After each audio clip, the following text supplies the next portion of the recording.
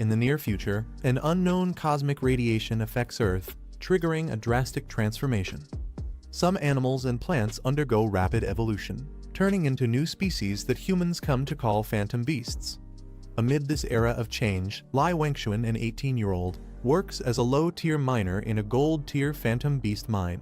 He took this job to support his sick sister's treatment, sacrificing his dreams for her well-being. As he walks through the city, an announcement catches his attention. A program has invited one of the world's strongest S-rank phantom beast tamers, Miss Kelly, to share insights about the profession. Lai Wangxuan listens intently. This is a world where phantom beasts define power, and he is still at the bottom. Most phantom beasts require elemental ores to evolve, but some with special attributes can evolve through alternative means. During the interview, the host asks Kelly to elaborate on these special evolution methods. She explains that some phantom beasts can evolve by absorbing unique emotions instead of traditional resources. As the discussion continues, Lai Wangxuan listens in silence, deep in thought. Meanwhile, in daily life, phantom beasts have integrated into human society. Some have even replaced humans in jobs, taking on roles that were once exclusive to people. Those who cannot tame phantom beasts are forced into the lowest tier jobs like mining in phantom beast zones. Miners enter secret realms to extract elemental ores, essential for phantom beast evolution. Although these ores are valuable, the wages for miners remain extremely low, keeping them trapped in a harsh cycle. After work, Lai Wangxuan stops by a stall to buy some meat buns. He thinks about how phantom beasts are not only more efficient workers than humans, but are also preferred for many jobs. As he waits for his order, a familiar stall owner notices him and greets him, surprised that he arrived earlier than usual. Lai Wangxuan receives a free sample from Uncle Wang, who mentions a newly opened phantom beast-themed store. Grateful, Wangxuan thanks him before heading off. As he arrives at work, a few miners mock him, whispering about how he barely collects any ore yet still gets the same pay as them. They complain about his small stature and weak build. Before Wangxuan can respond, Uncle Wang steps in, scolding them for picking on someone younger. He reminds them that Wangxuan is only here because he needs to support his sick sister, and if not for that, he would have become a beast tamer already. Wangxuan, unwilling to argue, admits that his physical condition isn't great, but promises to work harder this time. Uncle Wang, however, dismisses his words, insisting that the real problem lies with the bullies, not him. Before the situation escalates further, Uncle Wang shifts the focus, asking if everyone is prepared to enter the secret realm for mining. A supervisor arrives, dressed sharply, exuding an intimidating aura. Without any patience for delays, he tells the miners that if they have no more complaints, they should enter the realm immediately. With a flick of his fingers, dark energy swirls around him, forming a massive portal. The gateway radiates a menacing glow, its energy pulsing as the miners prepare to step inside. The portal swirls ominously, its energy crackling as the miners step inside one by one. The supervisor watches silently, his piercing gaze following each worker as they enter. Lai Wangxuan adjusts his helmet, mentally preparing himself. He's determined to collect more ore this time, not wanting to give anyone another reason to mock him. Inside the secret realm, the atmosphere is suffocating. The ground is rough, the air thick with heat and dust. The miners gather near the entrance, discussing how to divide tasks for the day, sticking to their usual routines. Some miners suggest pairing Lai Wangxuan with Uncle Wang, sarcastically saying that since Wang looks after him so much, they should work together. Before Wangxuan can protest, Uncle Wang steps in, dismissing their remarks. He tells Wangxuan not to worry and that they'll just work in a different spot. As the mining begins, Wangxuan apologizes, feeling guilty for slowing Uncle Wang down. But Wang brushes it off, telling him to focus on working hard instead. Determined, Wangxuan grips his pickaxe and gets to work, pushing himself to prove that he's not just a burden. After an hour of intense labor, Lai Wangxuan is exhausted, his body aching from the relentless work. But he refuses to stop. He can't afford to disappoint Uncle Wang or prove the others right. Gritting his teeth, he pushes through the fatigue, determined to collect more ore. Suddenly, a terrified scream echoes through the cave, sending a chill down everyone's spine. Uncle Wang and Wangxuan freeze, their instincts on high alert. Looking around, Wangxuan's heart pounds as he asks what's happening. something is very wrong. A panicked miner rushes in, shouting that something has gone wrong. As they follow the source of the commotion, their worst fears are confirmed. A phantom beast has attacked, leaving a miner dead. The sight of blood and the monster's glowing red eyes sends chills down everyone's spine. Standing nearby, the supervisor watches in silence, with a suffocating aura as the beast growls. Wengshuan and Uncle Wang react in shock as the phantom beast goes berserk, brutally attacking a miner. The others panic, demanding the supervisor take action, but he simply watches with a cold expression. The miners urge someone to call for help, their fear growing as the beast's bloodlust intensifies. With a twisted grin, he releases his phantom beast, revealing his true intentions. The sinister energy surrounding him deepens as he declares that none of them will leave alive. The supervisor's phantom beast lunges, its crimson eyes glowing with murderous intent. The miners scatter in terror as the beast tears through them, its claws ripping apart everything in its path. Screams echo through the cavern as workers desperately flee, but the beast is too fast, leaving a trail of destruction. Wengshuan watches in horror, his mind racing. Suddenly, a memory resurfaces, a broadcast from Kelly, an expert tamer, explaining that some dark-type phantom beasts grow stronger by feeding on negative emotions like fear and despair. If this beast is one of them, escaping might not be enough. Wengshuan quickly realizes the trap. The more terrified they are, the stronger the nightmare wolf becomes. He shouts for everyone to stay together, warning that panic will only accelerate its evolution. The miners hesitate. If they act as one, they might have a chance to fight back. The supervisor smirks, acknowledging Wengshuan's intelligence. However, he mocking his efforts. He confirms that his dark-type nightmare wolf feeds on fear and despair, growing stronger as its victims suffer. With a sinister grin, he offers them a choice: die in terror and strengthen his beast, or accept their fate without struggle. The supervisor sneers, mocking the miners for listening to Wengshuan. He challenges them to fight his nightmare wolf, daring them to stop it before it tears them apart. But his twisted amusement doesn't end there. He offers them another choice: turn on each other. If they fight amongst themselves, their fear and desperation will fuel the wolf's evolution even faster. The miners hesitate, their expressions darkening as doubt creeps in. Some glare at each other, fists clenching. Wengshuan quickly realizes this is exactly what the supervisor wants, for them to lose control and destroy themselves. He must act fast before panic takes over. As Wengshuan scans the situation, something catches his eye: a sinister tattoo on the supervisor's arm. It belongs to the Phantom Beast criminal organization Dark Shadow Hunters. This man isn't just a rogue tamer, he's part of a dangerous underground syndicate. Meanwhile, the supervisor smirks, giving them 5 seconds to decide: fight each other or die by his nightmare wolf. Wengshuan shouts for the miners to calm down, warning them that the supervisor is manipulating them. They can't let fear control them. For a moment, Wengshuan, overwhelmed by panic, reacts aggressively. He grits his teeth, frustration boiling over. He had told them to stay rational, but now they're playing right into the enemy's hands. Wengshuan turns sharply, his rage directed at the one who started it all. Wengshuan gasps in shock as Uncle Wang suddenly turns against him, grabbing him roughly. Desperation fills Wang's eyes as he pleads for his life, insisting he has a family to care for. He demands that Wengshuan sacrifice himself instead, saying that it's only fair. He's screaming that humans can't win against phantom beasts. If survival means choosing between them, then Wengshuan should die for his sake. Wengshuan clenches his fists.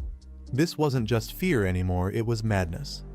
Wengshuan, filled with anger, lashes out at Miner.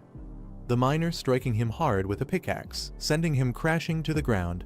Blood spills as pain surges through his body. Wengshuan lies on the ground, struggling to regain his strength. Wengshuan, bruised and bloodied, glares at his attackers, cursing them in rage. The miner surrounds him. Suddenly, one of them undergoes a monstrous transformation, his body sprouting wolf-like features. Before Wengshuan can react, chaos erupts. One of the men strikes viciously, but instead of Wengshuan, he ends up injuring another miner. The supervisor watches, delighted by the growing tension. The negative emotions from the fight fuel a monstrous phantom beast, making it stronger. The aftermath is brutal: bodies are scattered, and the surviving miners struggle to catch their breath. Uncle Wang, among the injured, can hardly believe they are still alive. As they assess the situation, their attention turns to Wengshuan, lying motionless in a pool of blood. Wengshuan lies on the ground, barely breathing, his body covered in blood. Uncle Wang watches in silence. Without hesitation, he kicks Wengshuan's body, sending him tumbling toward the water's edge. Uncle Wang instructs the others to blame it on a mining accident. No one questions him.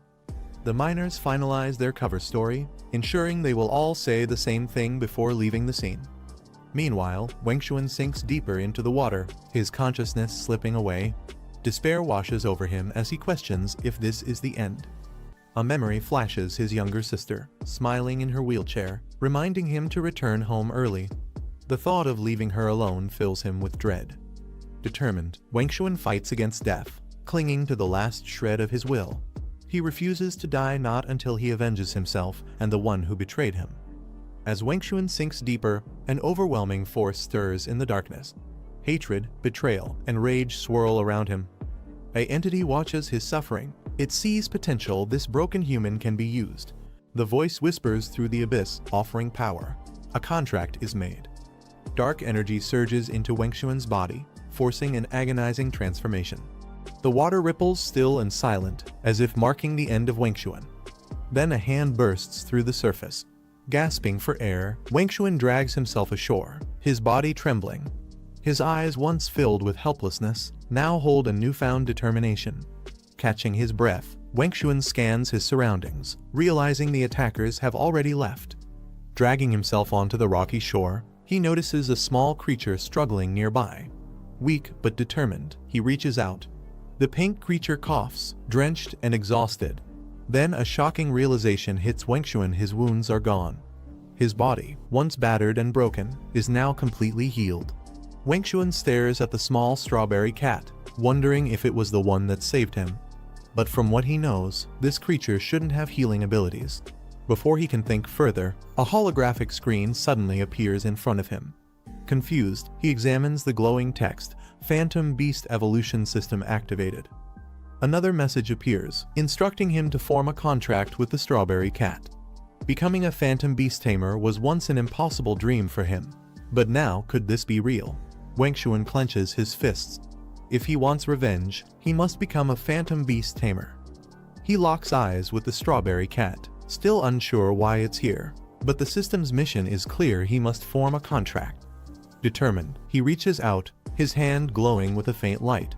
Since this creature appeared in front of him, he won't waste the opportunity. It's time to claim his first phantom beast. The strawberry cat stirs, its body twitching slightly. As Wengshuan reaches out to form the contract, the creature suddenly springs to life, staring at him in confusion. Before he can react, the strawberry cat launches itself at him, aggressively hissing and attacking. The once harmless-looking creature takes on a combat-ready stance, exuding a strangely intimidating aura. Wengshuan quickly raises his hands, trying to explain, but before he can finish, the strawberry cat attacks. A powerful strike sends him flying, crashing hard against the ground. Dazed, he looks up in shock. The small creature now stands proudly, radiating confidence after its victory. Groaning, Wengshuan glares at the cat, frustrated. He never expected his first phantom beast to be so arrogant. Wengshuan braces himself as the strawberry cat prepares for another attack. Meanwhile, outside, the teleportation gate stirs. Wengshuan clutches the cat, standing within a vortex of swirling red energy. He remains cautious. Escaping alive isn't enough. He must stay hidden. Voices from outside confirm his fears. They've noticed the portal's disturbance. If they discover him now, it could be the end. Wengshuan crouches behind cover, watching as two miners approach the portal. They seem puzzled but dismiss the disturbance, assuming no one could have survived. Hidden, he listens to their conversation. They mention Wang Zhongguo, who had desperately tried to save his comrades but was stopped. The miners also talk about a missing beast tamer, confirming Wengshuan's suspicions. His enemies don't know he's alive yet. As they light cigarettes, Wengshuan remains still. Wengshuan realizes that 5 hours have passed since the collapse of the Abyss Mine, and by now, no one else should have survived. He grits his teeth, knowing that the disaster could have been avoided. If Wang Zhongguo hadn't abandoned the miners to save himself, so many lives wouldn't have been lost. Standing in the middle of a devastated city, smoke and fire fill the air. His eyes darken as he vows to make Wang Zhongguo pay for his actions. As he takes in the destruction, he snaps back to reality. The situation is chaotic. People are panicked, watching something in shock. A bystander rushes up to Wengshuan in a panic, telling him that his house is on fire. Another person reassures him that the fire department has been alerted, but then hesitates before asking about Xiao, his sister. Had she made it out safely? Wengshuan's mind goes blank for a moment before he bolts toward the burning building, shouting his sister's name. Someone tries to stop him, warning that the fire is too intense, but he ignores them. Clutching Strawberry Cat tightly in his arms, he charges into the smoke-filled structure. Wengshuan coughs through the thick smoke, calling out for Xiao as he desperately pounds on the burning door. Flames crackle around him, but he refuses to stop. He listens intently, heart racing. Then, a weak voice comes from inside. Xiao is still alive, but trapped. Hearing her faint coughs, Wengshuan's determination hardens. He reassures her, promising to get her out no matter what. Wengshuan frantically tries to unlock the door, his hands trembling as the heat intensifies around him. Xiao's weak cries from inside push him into a panic. He puts all his strength into it, but the lock won't budge. Frustration surges through him. His heart pounds as he realizes time is running out. With no other choice, he raises his fists and slams them against the door, determined to break through by force. Fueled by desperation, Wengshuan raises his weapon and smashes the door with all his strength. The impact splinters the wood, and he stumbles forward as the door finally gives way. He gasps for air, the heat overwhelming, but his focus remains on one thing: Xiao. As he looks around, his heart pounds. Something is wrong. Wengshuan's eyes widen as he follows the trail of blood. His hands tighten into fists as he rushes forward, kicking open another door. Panic overtakes him. He shouts her name, his voice raw, demanding an answer. Determined, he slams his foot against another obstacle, cursing the locked door standing between him and his sister. From behind the door, Xiao's weak voice tells Wengshuan to leave her behind, but Wengshuan refuses to accept it. Desperation takes over as he pounds against the door, pleading for help. He reminding everyone that his sister is only 13, too young to die like this. Just as all hope seems lost, Strawberry Cat reacts. A countdown begins: 3, 2, 1, and then, Strawberry Cat awakens. Strawberry Cat's body surges with energy. It dashes forward, tail whipping as a powerful aura radiates around it. Letting out a battle cry, it launches itself at the door, gathering all its strength into a single, devastating attack. The impact shakes the entire room, the locked door splintering apart under the force of its strike. With a thunderous impact, the door bursts open, revealing Xiao inside. Flames rage around her, their glow reflecting in her terrified eyes. Wengshuan rushes forward, relief flooding his face at the sight of his sister. But the danger isn't over yet.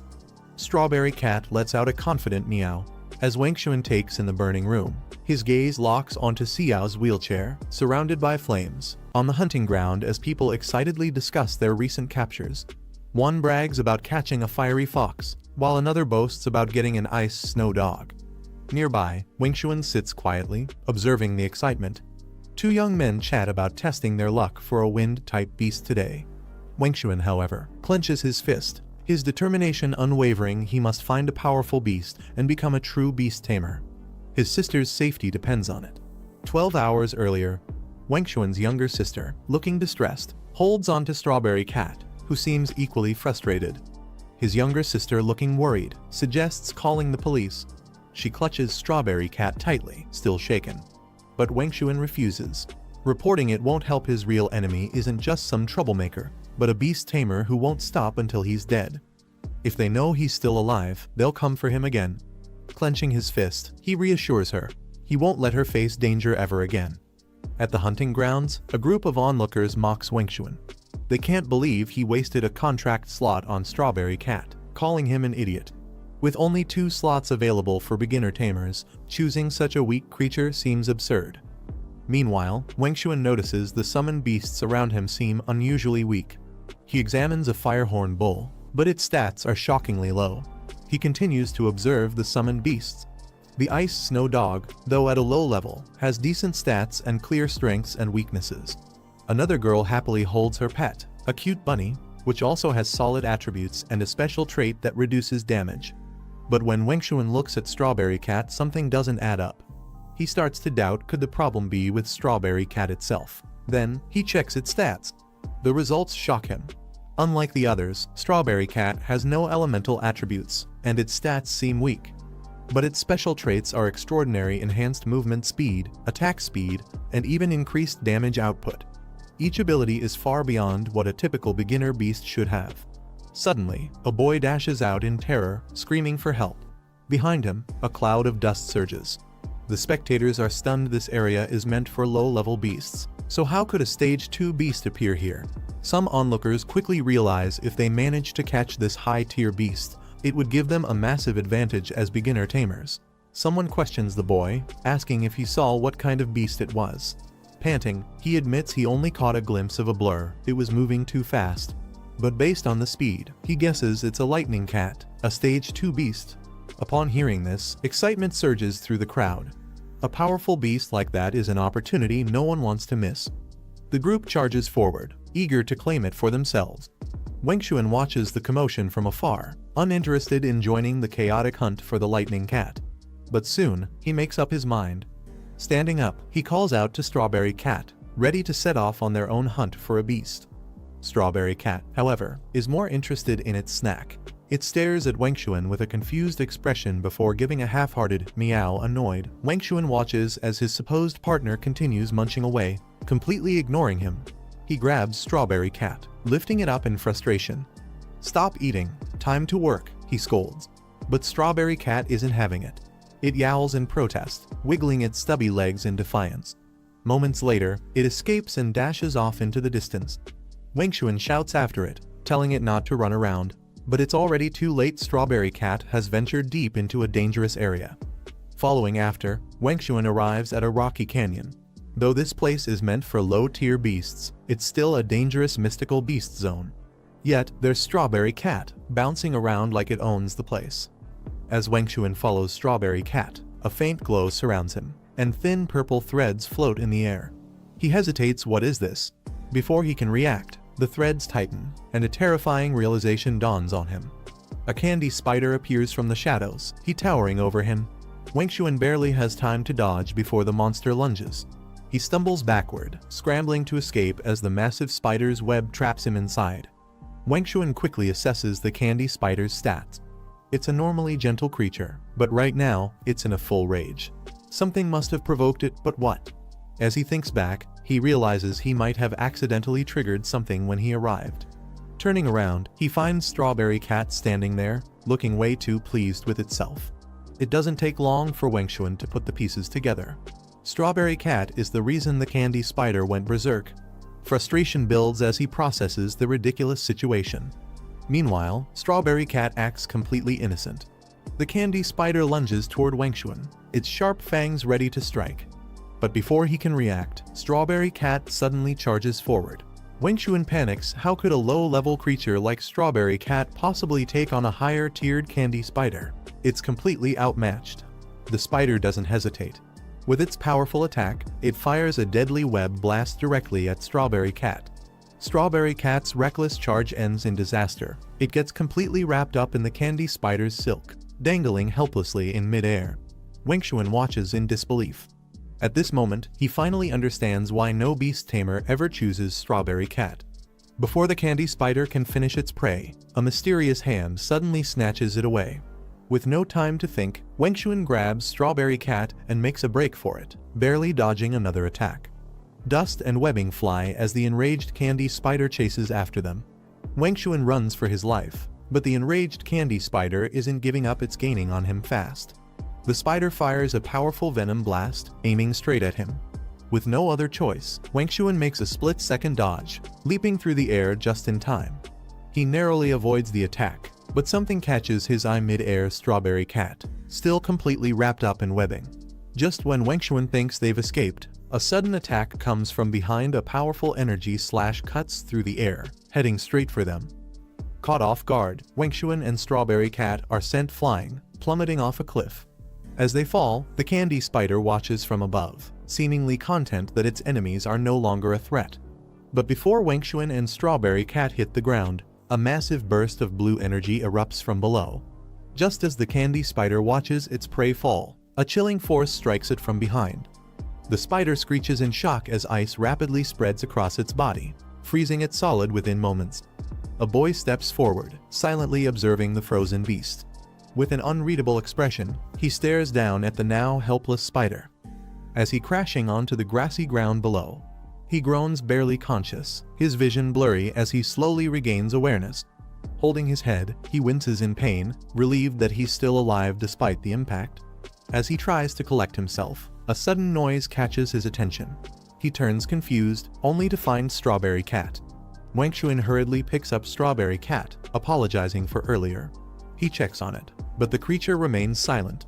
Holding it in his arms, Wangchuan looks around, realizing they have fallen to the bottom of a valley in the western forest. As the sun begins to set, distant bird cries echo through the sky. Suddenly, Strawberry Cat leaps out of Wangchuan's arms, aggressively pouncing on the creature.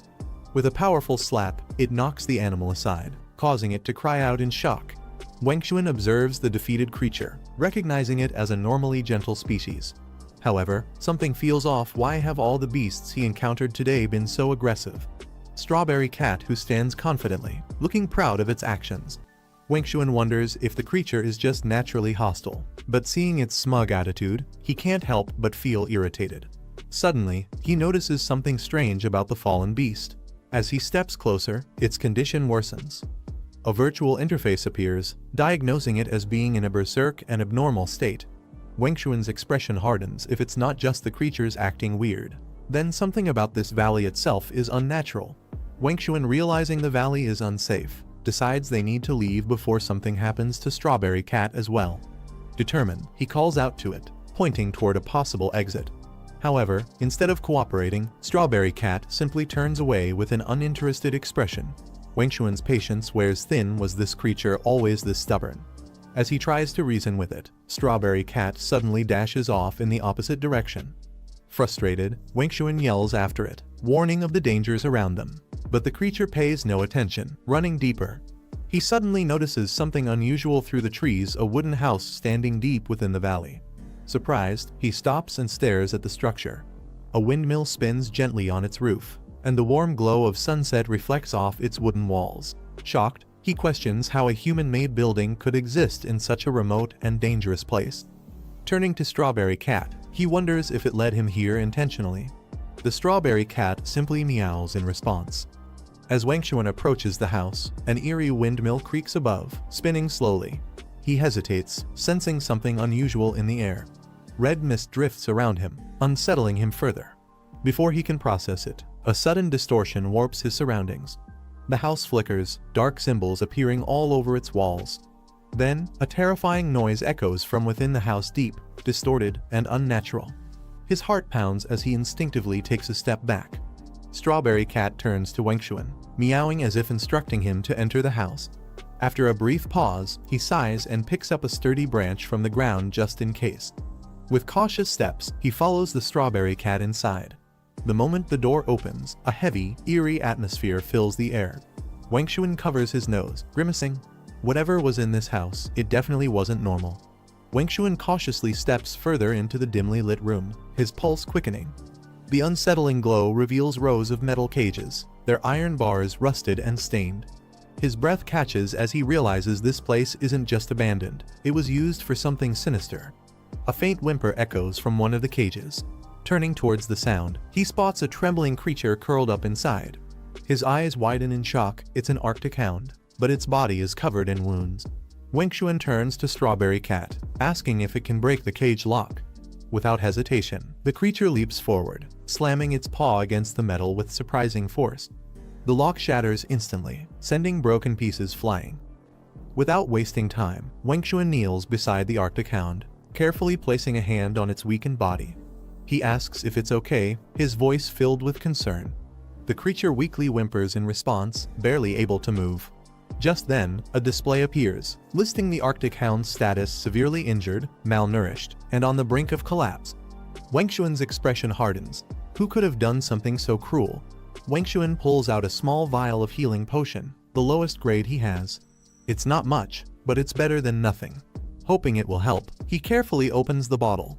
The Arctic hound flinches, its body trembling in fear. Wangchuan quickly reassures it, speaking gently to calm it down. Slowly, he tilts the potion toward its mouth, urging it to drink. A faint glow surrounds the creature as the potion takes effect. Its ragged breathing stabilizes slightly, though it's still weak. Looking around, he realizes this isn't just about one creature. Every beast here has been horribly mistreated. Wangchuan's expression darkens as supervisor flashes through his mind. Before he can dwell further, the Arctic hound stirs. With effort, it pushes itself up, standing shakily on its feet. The creature barks urgently, tugging at his clothes before dashing toward the door. It wants to show him something. There, hidden in the grass, a wooden hatch lies slightly ajar. Wangchuan follows the Arctic hound to the wooden hatch, which appears to lead underground. As he lifts the hatch, a foul stench rises from below. This smell is even worse than inside the house. Without a doubt, this place was being used as a secret laboratory. Gripping his flashlight, Wangchuan descends the stairs cautiously, with Strawberry Cat leading the way. The underground chamber is vast, its walls lined with strange markings and old machinery. He glances around, puzzled. As Strawberry Cat steps forward, a chilling presence emerges from the darkness. Glowing red eyes pierce through the shadows, locking onto. Before Wangchuan can react, a beast lunges, its massive jaws lined with razor-sharp teeth. Acting on instinct, Wangchuan dives forward, grabbing Strawberry Cat and shielding it just in time. Breathing heavily, Wangchuan glances back at the beast. Drool drips from the beast's jagged teeth as it looms over them. A blood-fang hunting hound, a vicious predator known for its relentless attacks. Wangchuan tensed up as the beast, the bloodthirsty hunting dog. The creature's glowing red eyes and menacing aura signal danger, forcing him to stay on guard while clutching Strawberry Cat tightly. A system-like interface appeared, detailing the beast's attributes. It was a fire type with high strength and agility, capable of causing heavy wounds, bleeding, and poisoning. Though powerful, it had a weakness to ice. Its traits included increased attack power at the cost of taking more damage and the ability to heal itself by absorbing a portion of inflicted damage. As he observed the beast closely, Wangchuan suddenly noticed a metal collar around its neck. Realizing it was restrained, he began to wonder if this creature had been captured and left here rather than roaming freely. His small pet suddenly leaped forward without hesitation, rushing straight toward the much larger creature. Wangchuan panicked, trying to stop it, worried that it was heading toward certain death. However, instead of hostility, the small beast approached the bloodthirsty hunting dog fearlessly, standing right in front of it. The massive creature, instead of attacking, simply observed the smaller one in silence. Wangchuan was stunned. He couldn't understand what was happening. Why wasn't the powerful beast acting aggressively? The small beast barked excitedly, wagging its tail as if trying to communicate. Wangchuan, still in disbelief, questioned what this meant. Wangchuan hesitated as he observed the situation. Strawberry Cat, sitting calmly beside him, seemed unimpressed, letting out a small sound as if to dismiss his concern. The small beast in front of the bloodthirsty hunting dog appeared to be calling him over. Wangchuan cautiously considered if he was going to approach. He needed some assurance that the larger beast wouldn't attack. The small beast barked confidently at the towering creature, as if attempting to communicate. The bloodthirsty hunting dog responded with a low growl, but it didn't seem aggressive. Wangchuan took a cautious step forward, his attention drawn to an old wooden table. Something about it seemed off, and as he got closer, he noticed a thick, worn-out book resting on its surface. Flipping through the pages, he discovered details. The first entry described the capture of 2 Arctic hounds, one of which was a female named Lucky.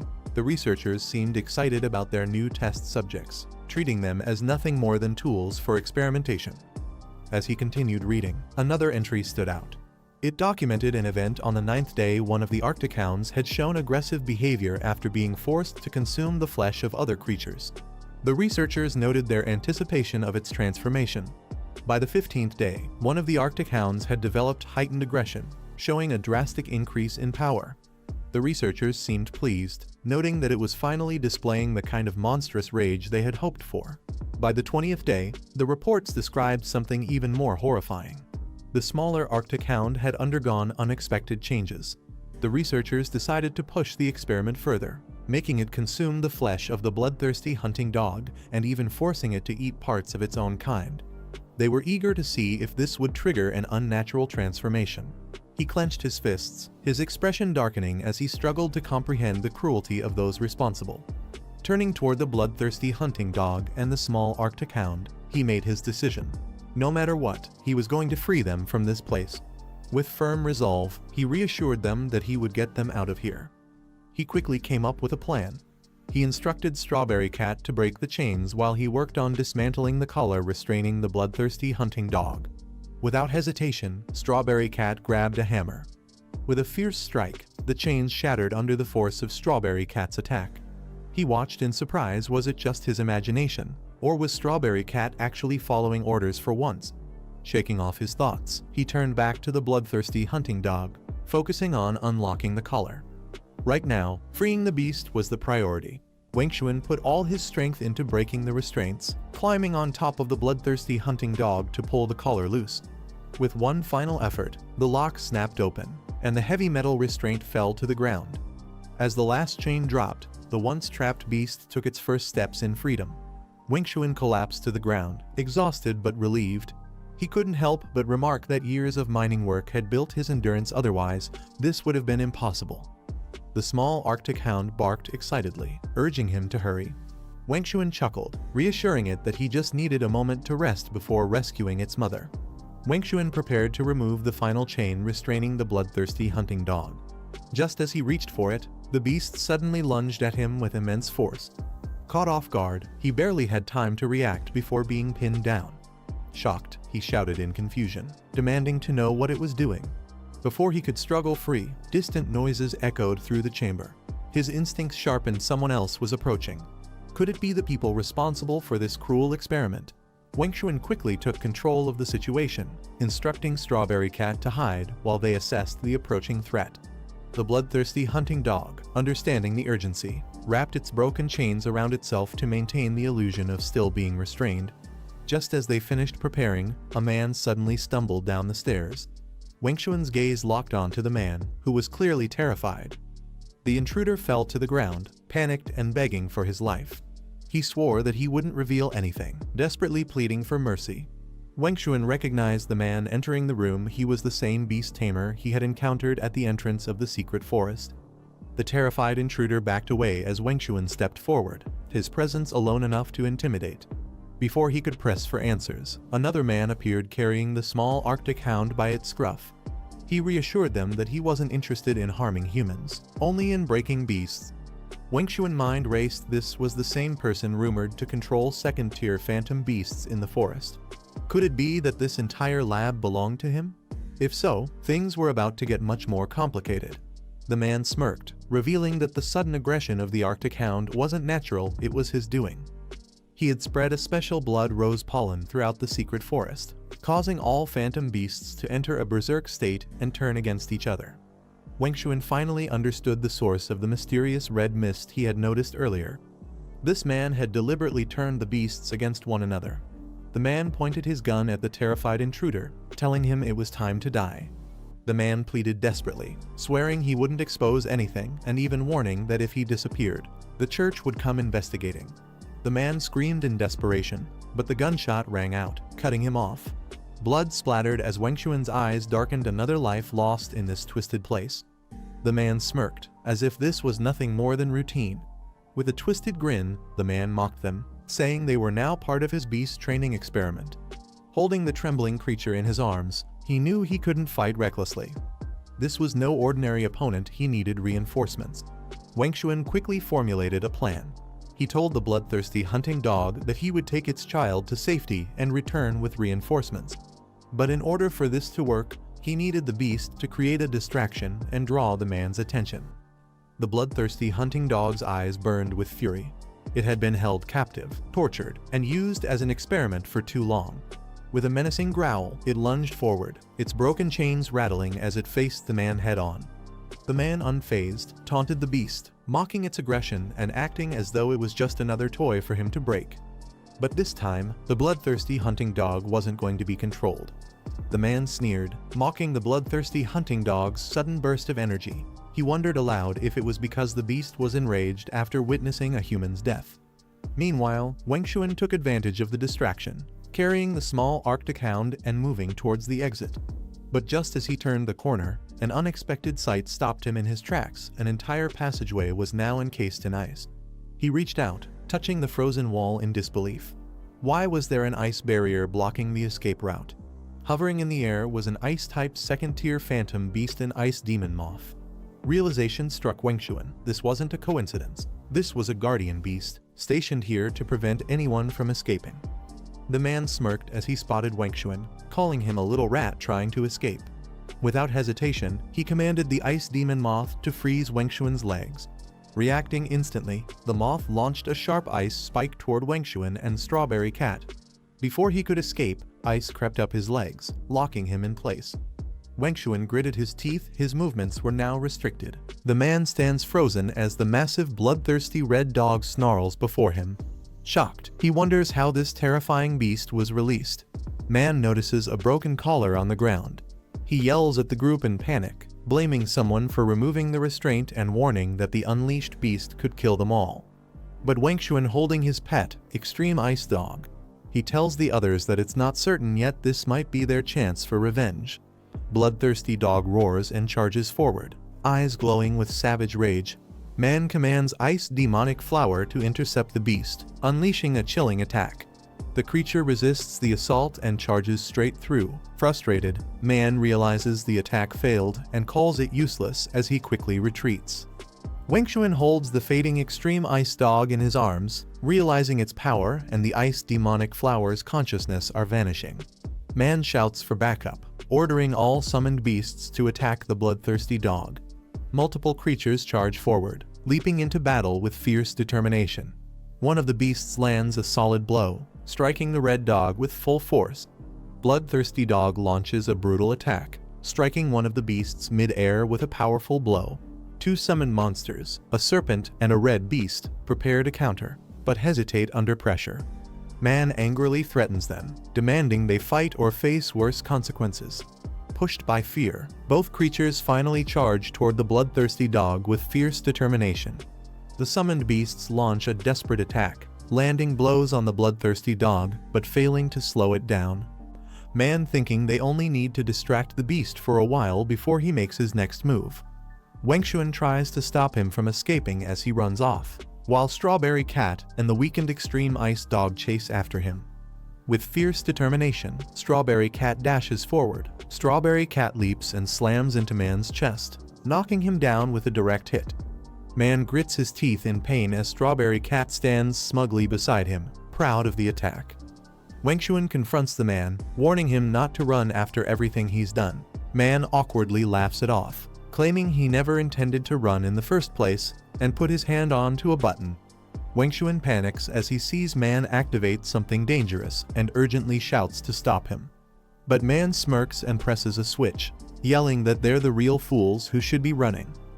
A burst of red smoke erupts, surrounding Wengxuan as he realizes its true nature too late. Just then, Extreme Ice Dog opens its glowing eyes. Wengxuan is stunned as he realizes the red smoke will drive all ghost beasts into a frenzy. Bloodthirsty Dog roars wildly, already affected, and violently strikes the other summoned creatures.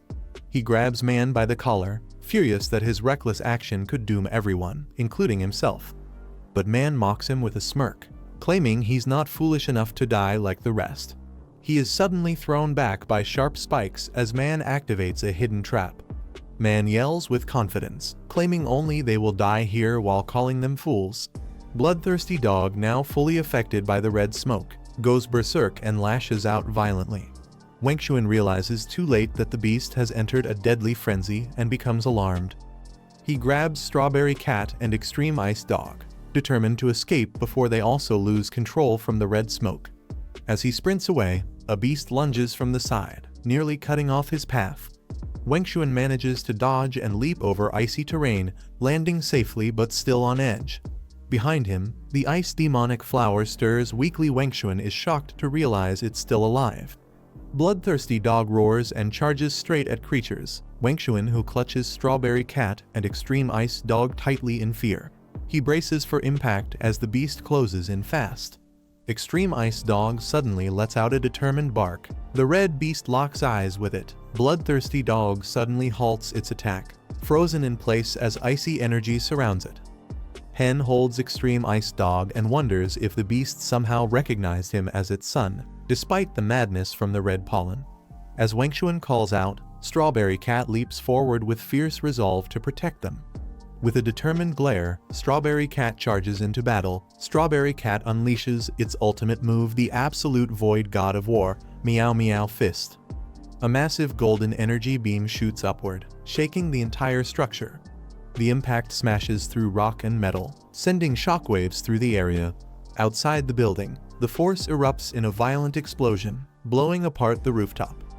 The building explodes from the impact of Strawberry Cat's ultimate attack, sending flames soaring.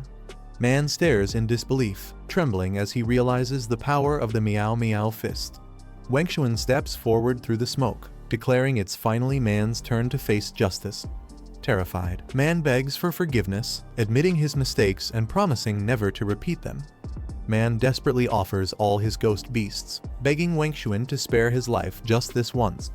But Wangchuan coldly questions him, reminding him how the beast tamers and ghost beasts he killed also begged for mercy. Wangchuan's expression darkens as he demands to know how Man responded to their pleas. Trembling, Man is speechless as Wangchuan steps forward, shrouded in a menacing red aura. Man panics and threatens Wangchuan, saying that killing him would lead to arrest and imprisonment. Wangchuan calmly agrees, acknowledging the risk without fear. With a cold expression, he states that in such dangerous territory, it's only natural for a few beast tamers to die. Man trembles, barely able to speak. Man tries to resist, shouting in anger. Wangchuan coldly gives the command, and bloodthirsty dog growls. The beast lunges forward, ending Man's fate as Wangchuan watches in silence. Afterward, Wangchuan turns to Strawberry Cat, calmly saying it's time to leave. Bloodthirsty dog growls faintly as Wangchuan stands calmly beside it. Confused, Wangchuan notices the beast staring quietly, no longer hostile. The red beast gently nudges Extreme Ice Dog, letting out a weak roar. Wangchuan understands the gesture and softly asks if the beast wants him to take care of its son. Bloodthirsty dog, now on the brink of death, lets out a weak growl, unable to recover. Wangchuan gently takes Extreme Ice Dog's paw and reassures him with a firm "fine."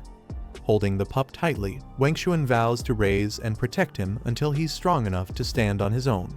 The beast lets out a faint bark, expressing its final gratitude before collapsing.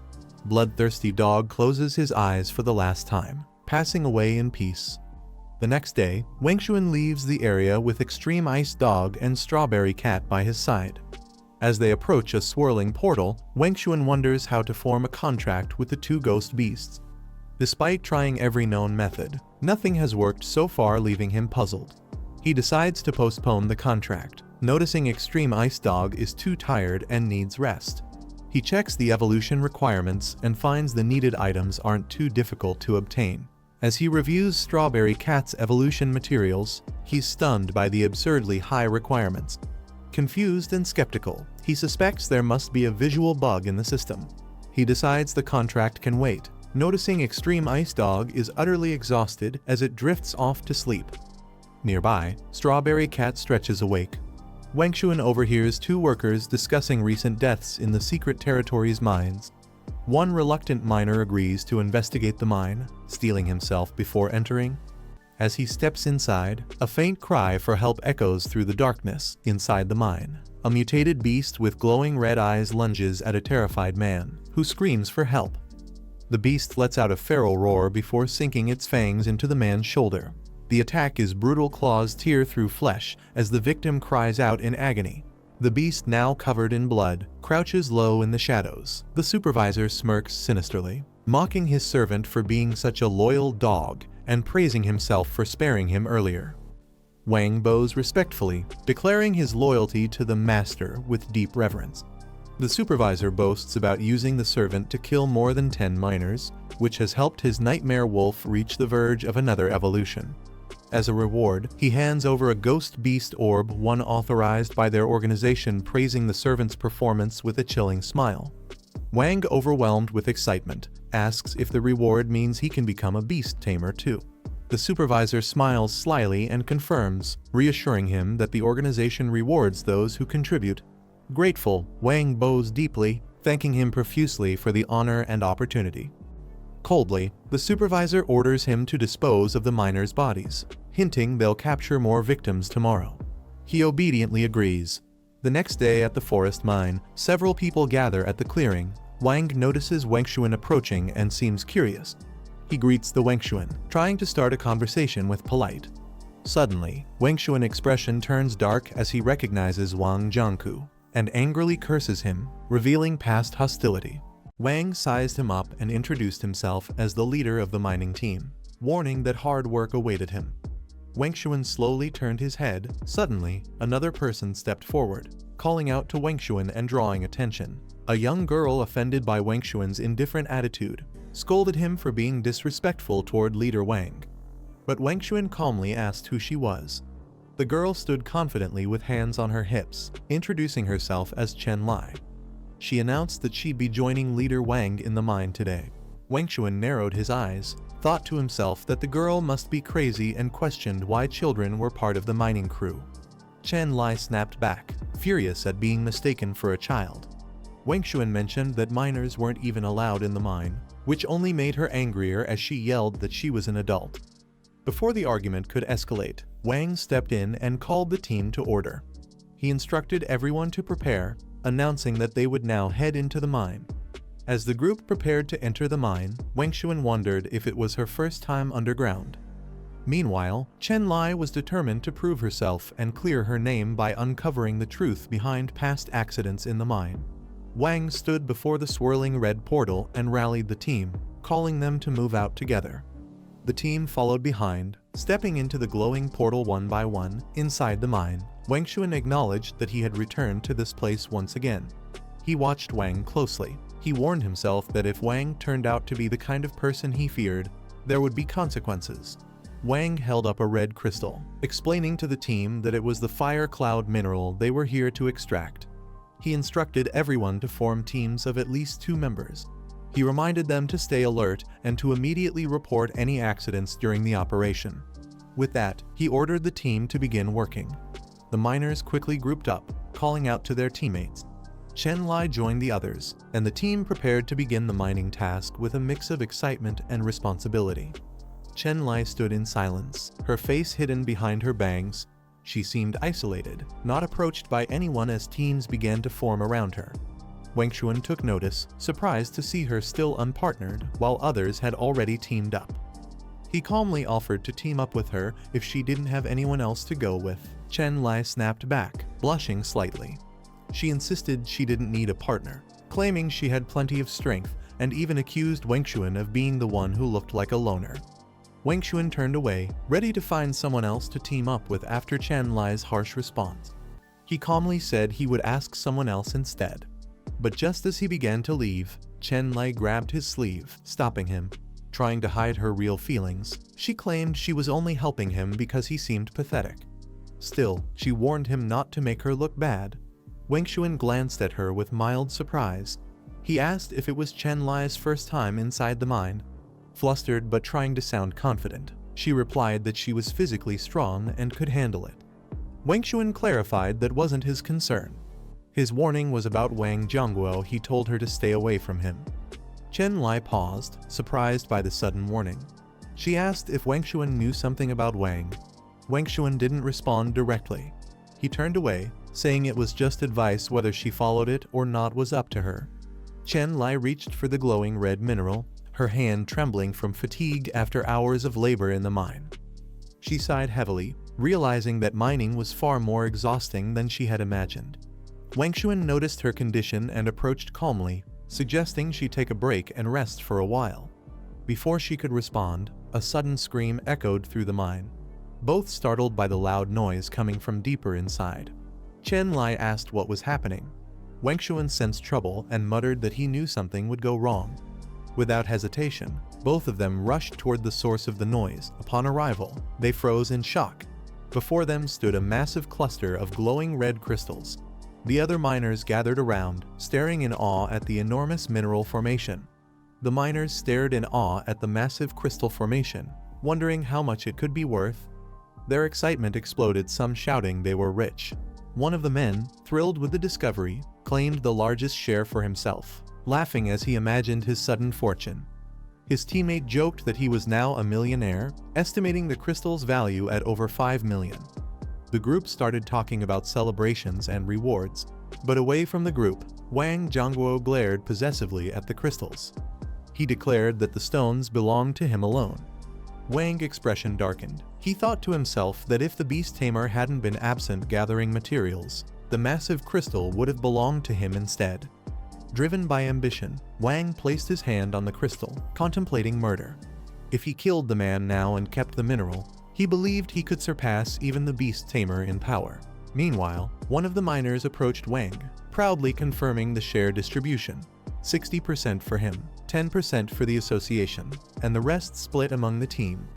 Wang didn't respond. He remained silent, eyes narrowed with a murder glare. He smiled warmly and agreed with the miner's proposed profit split.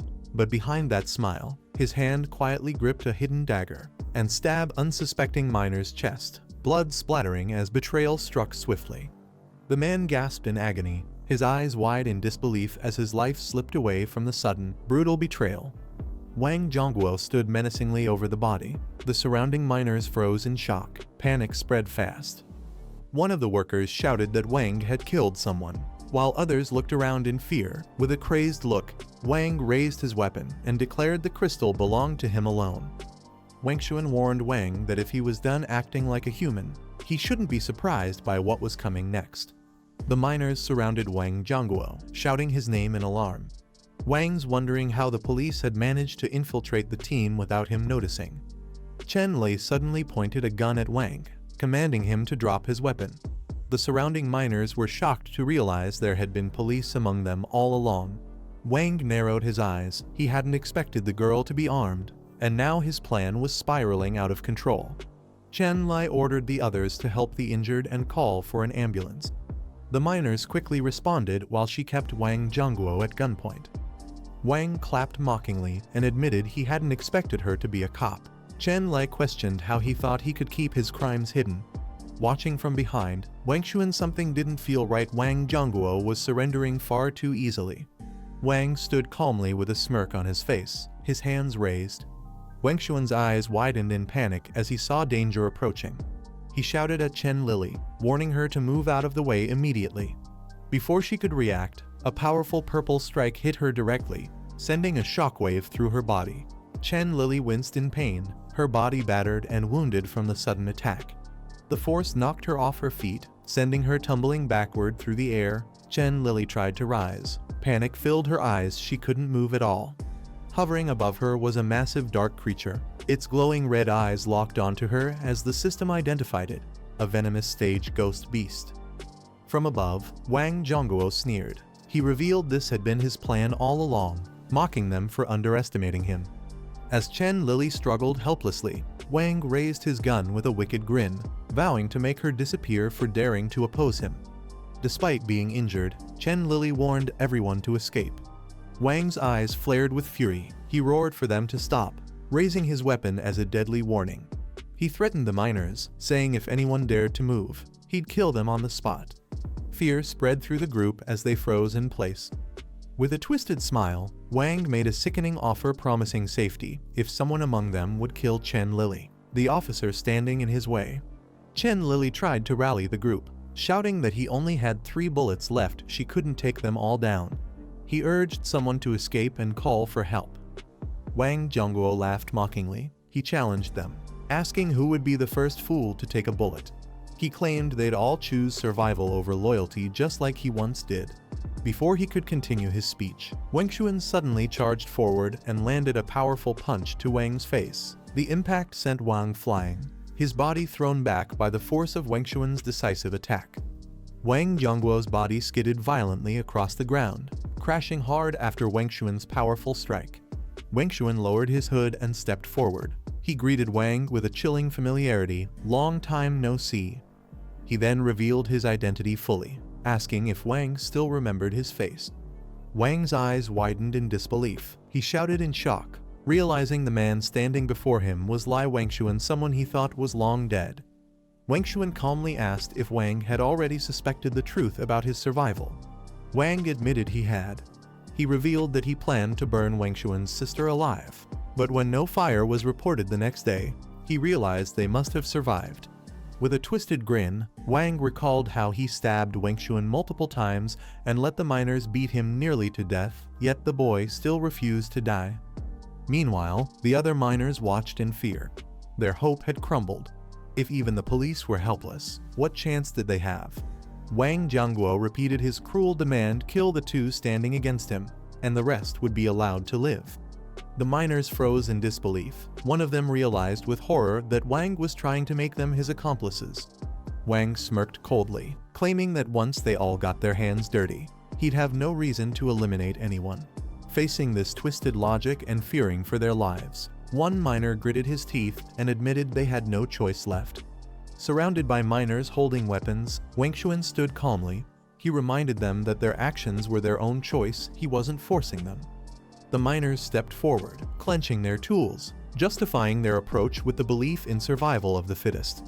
Suddenly, Wengshuan noticed a shift. Someone had made a move, and it caught him off guard. Wang Jiangguo shouts at the miners, demanding if they all want to die. The miners steps forward, refusing to follow his orders. He says he won't kill a kid just to save himself and tells Wengshuan to get the girl out of there.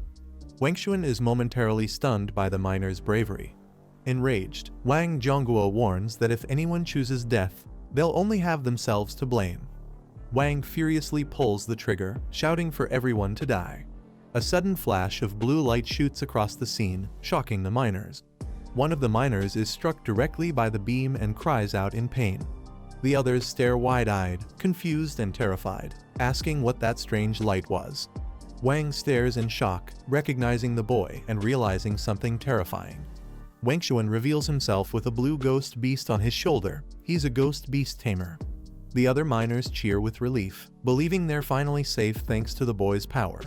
But Wang grits his teeth, refusing to accept the beast's strength and mocks it as unworthy. He summons his poisonous sting centipedes, shouting for them to kill everyone in sight. The massive centipede launches a deadly poison attack toward the miners. Wengshuan commands Extreme Ice Dog to block the poison. The beast roars and charges forward to intercept. Extreme Ice Dog unleashes a freezing breath attack, charging forward with a fierce growl.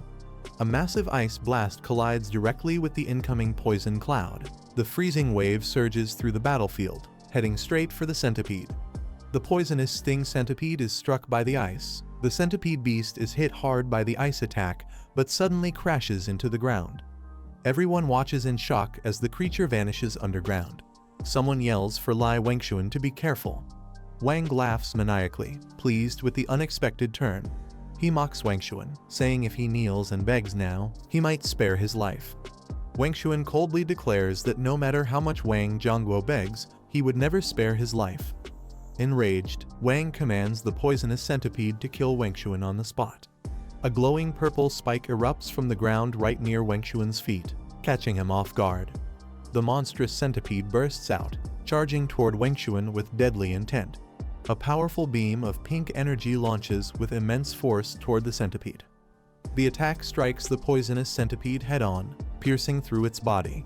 Strawberry Cat follows up, slamming into the weakened centipede with a crushing impact. The centipede collapses to the ground, defeated and motionless.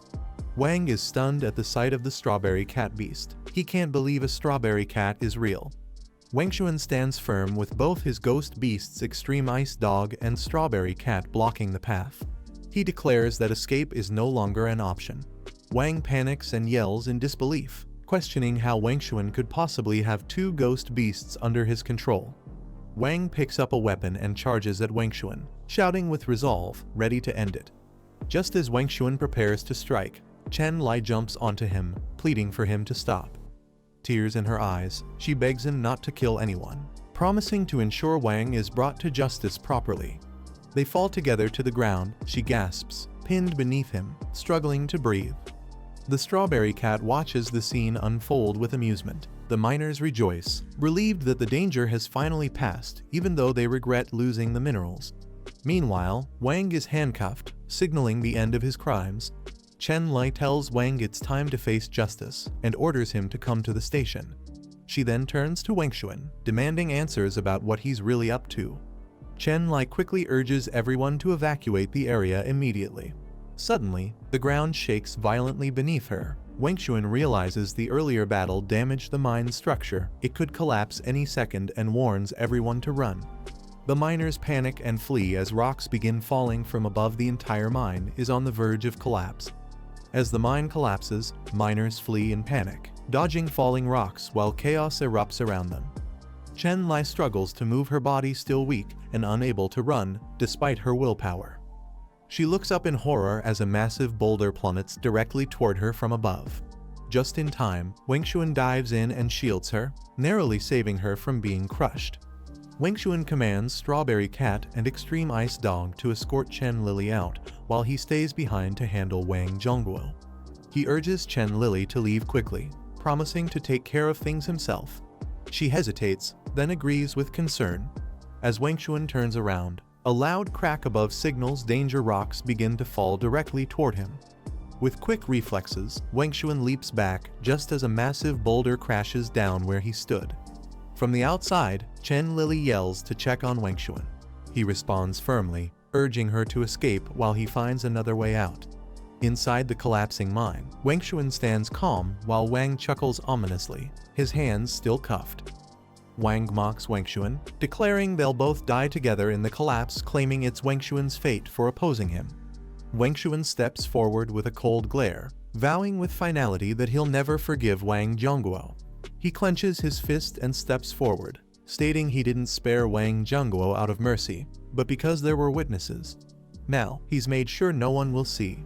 Wang Zhongguo looks alarmed, confused by Wengshuan's words. Wengshuan raises the gun and smirks coldly. He says it plainly. He stayed behind to kill him. He calls Zhongguo an idiot. He accuses Wang of orchestrating the frequent mining accidents, exposing him without hesitation. He sternly demands to know why Zhongguo did it.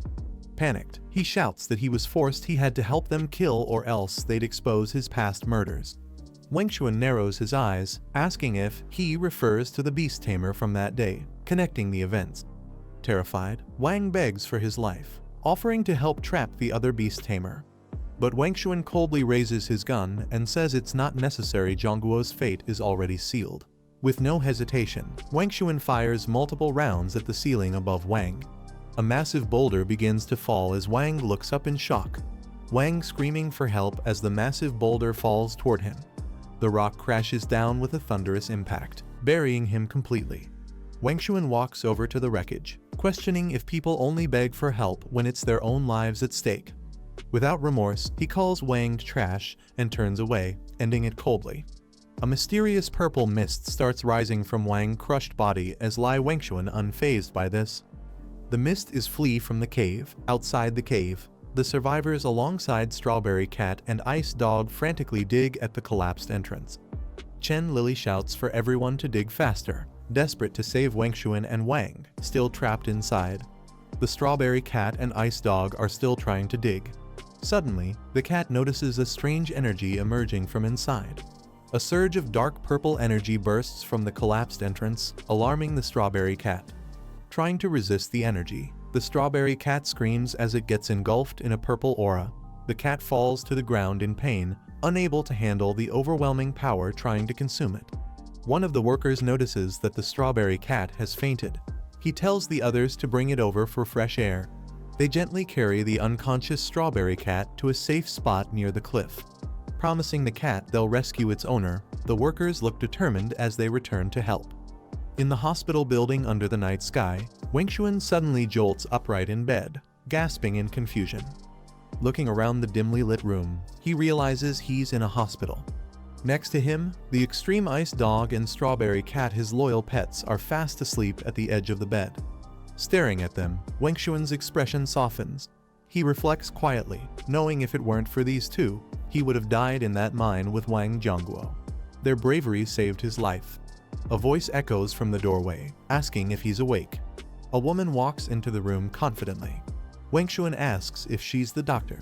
She introduces herself calmly. She's not just any doctor, but the vice president of the Tanyun Beast Tamers Association, named Beishi. Wengshuan is shocked to hear her title. He repeats it in disbelief, and she confirms with a composed nod, standing with authority. He looks at Beishi cautiously and asks if she's here for a specific reason.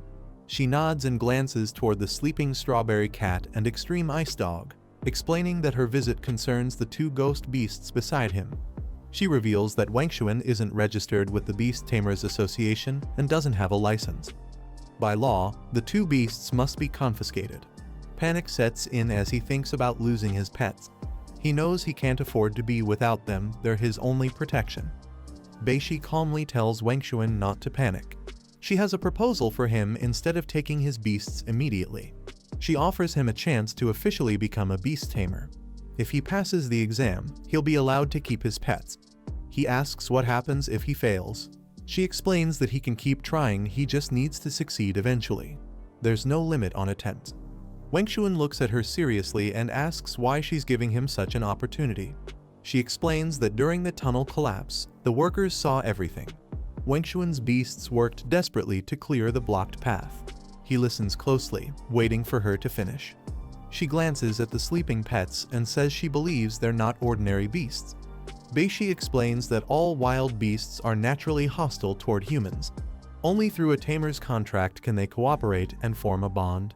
She adds that without a contract, ghost beasts have no reason to assist humans, especially not during something as dangerous as a collapse.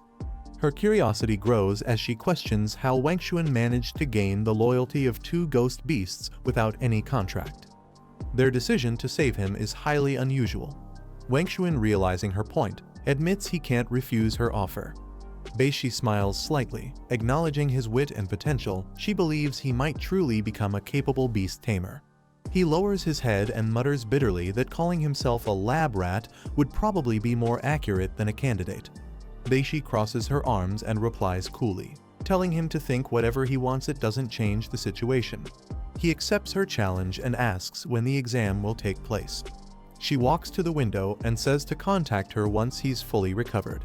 Just as she's about to leave, Wangxuan remembers something and quickly asks if the miners, those trapped with him, are safe. She smirks and tells Wangxuan he'll find out soon, but warns him it might get a bit noisy. Suddenly, the door bursts open and Chen Lai rushes in, loudly shouting Wangxuan's name with excitement. Chen Lai bombards him with questions, asking if he's okay, while a nurse behind her tries to calm her down and reminds her not to yell in the hospital. Wangxuan stares blankly. He realizes Beishi's warning about noise was clearly referring to this unexpected. Wangxuan stares out the window, watching Vice President Beishi calmly fly off on a griffin under the moonlight. Suddenly, Chen Lai yells at him, frustrated that he's ignoring her. She shakes him and demands to know what's going on with him. He thinks to himself that pretending to faint again might be the only way to survive this chaos. Beishi enters the office and respectfully greets the man standing by the window, addressing him as President. She hands over a document, explaining it's the list of candidates for the upcoming Beast Tamer qualification exam. The president glances at the list with a slight smile and asks if this is the particularly talented kid she mentioned before. She nods and confirms she already informed Wangxuan about the exam schedule yesterday. The president chuckles and tells Beishi to loosen up since no one else is around, but she sternly refuses, reminding him to stay professional during work hours. He flips through the candidate list and remarks with growing interest that he should look forward to the exam. As he lands on a page with a photo of a girl in a black cap, he wonders aloud which of the two candidates is the true genius. Just then, his phone starts buzzing. He receives a call from the laboratory and clicks his tongue in frustration as he sees the caller ID. He answers the phone, asking if there's any update on the missing test subject. Without waiting, he ends the call, telling them not to call again unless there's actual news. He firmly states that he'll handle it himself. Beishi offers her help in locating the escaped experiment, but the president quickly shuts her down, saying it's not necessary. The president quietly mutters that dangerous tasks like these are better left to an old, worn-out man like him. Outside the examination center, a crowd gathers. Everyone's buzzing with nerves and hopes of passing the Beast Tamer qualification exam. Wangxuan stands with his pets, calmly observing the building. He reflects that this is the moment the official test for his tamer license. Just as he steadies himself, someone calls out his name loudly from behind. Wangxuan turns to look at her. He turns and sees his old friends, Gao and Liu, excitedly rushing over. They throw their arms around him, laughing and joking. They remind him how the three of them once dreamed of becoming beast tamers together, and they thought he gave up on it. Wengshuan laughs nervously and explains that he needed money urgently back then, so he took up work in a mine without telling anyone. One of them frowns slightly, saying Wengshuan's habit of not troubling others is admirable, but sometimes it makes them feel like outsiders. Wengshuan replies it wasn't intentional. Things were just complicated at the time. One of his friends notices his two pets and is shocked. He asks if Wengshuan is already a certified beastmaster. He hesitates and awkwardly says it's complicated. He sort of is, and sort of isn't. His friend presses him, pointing out that the two beasts have been following him closely all along, acting like his contracted partners. Wengshuan admits it's true, but reveals a strange issue. Despite their bond, the strawberry cat can't form a phantom beast contract with him, and the system still marks it as unsigned. His friends are surprised by the issue with the contract and joke that maybe he got scammed with cheap or faulty materials. Wengshuan looks embarrassed as he checks his bank balance, only 86 yuan left. He admits it might actually be true. Just then, an announcement is made. The Beast Tamer qualification exam is about to begin, and all candidates are asked to enter the hall. Wengshuan takes a deep breath and rallies himself. His friends cheer him on, promising they'll be by his side to help fulfill the dream they all once shared. An instructor steps onto the stage and welcomes everyone to the Beast Tamer qualification exam. She explains that the exam consists of 3 separate tests. The first test is a written assessment of beast knowledge. Examinees will be shown various phantom beasts and must describe them in detail. Accuracy and depth determine their score. The second test is contract signing. Candidates must either bring their own beast or purchase one on-site to attempt a phantom beast contract. A successful bond means a pass. The final test is combat. Candidates must command their contracted beasts in battle, and securing 3 victories is required to qualify. The instructor announces that those who pass all 3 tests will receive the title of Junior Beast Tamer and gain access to certain privileges. She claps her hands to signal the start of the exam, and the room shifts as a magical platform reveals the test setup. Mystic energy floods the space as 3 phantom beasts are projected before the candidates, glowing with a mysterious aura. The instructor instructs everyone to begin the first test, writing detailed information about the 3 phantom beasts shown. Accuracy and knowledge will be key. The classroom is filled with panic as candidates struggle with the difficulty of this year's exam. Many complain it's way harder than last year's, and some even declare they've lost all hope. Meanwhile, Wengshuan calmly reviews the system screen, reading the beast profiles. For him, it feels like an open book test. He's well prepared. He glances around and wonders how his old friends Gao and Liu are holding up, assuming they'll manage just fine. But to his surprise, both of them have already mentally checked out, staring blankly at their papers, completely defeated. Seeing his friends struggling, Wengshuan lowers his voice and tells Gao and Liu to copy his answers discreetly. They light up instantly, praising him as expected of their brilliant brother. They're full of admiration and relief. 2 hours pass. A clock ticks toward the announcement of results. The instructor enters and informs the class that the results for the first test are now posted. She begins reading the names of those who passed. Only they can continue to the next stages. Everyone else must wait until next year for another chance. Gao and Liu excitedly cheer for Wengshuan, calling him practically invincible and even jokingly declaring him their godfather for helping them pass. However, as more names are announced, confusion sets in. Wengshuan's name still hasn't been called, and the 2 friends are visibly puzzled. Wengshuan starts questioning if there was an issue with the grading system, since both Gao and Liu passed using his answers. He narrows his eyes and asks directly, did they copy everything he wrote exactly? The 2 freeze, caught off guard by the realization. Gao and Liu explain they didn't copy Wengshuan's answers word for word.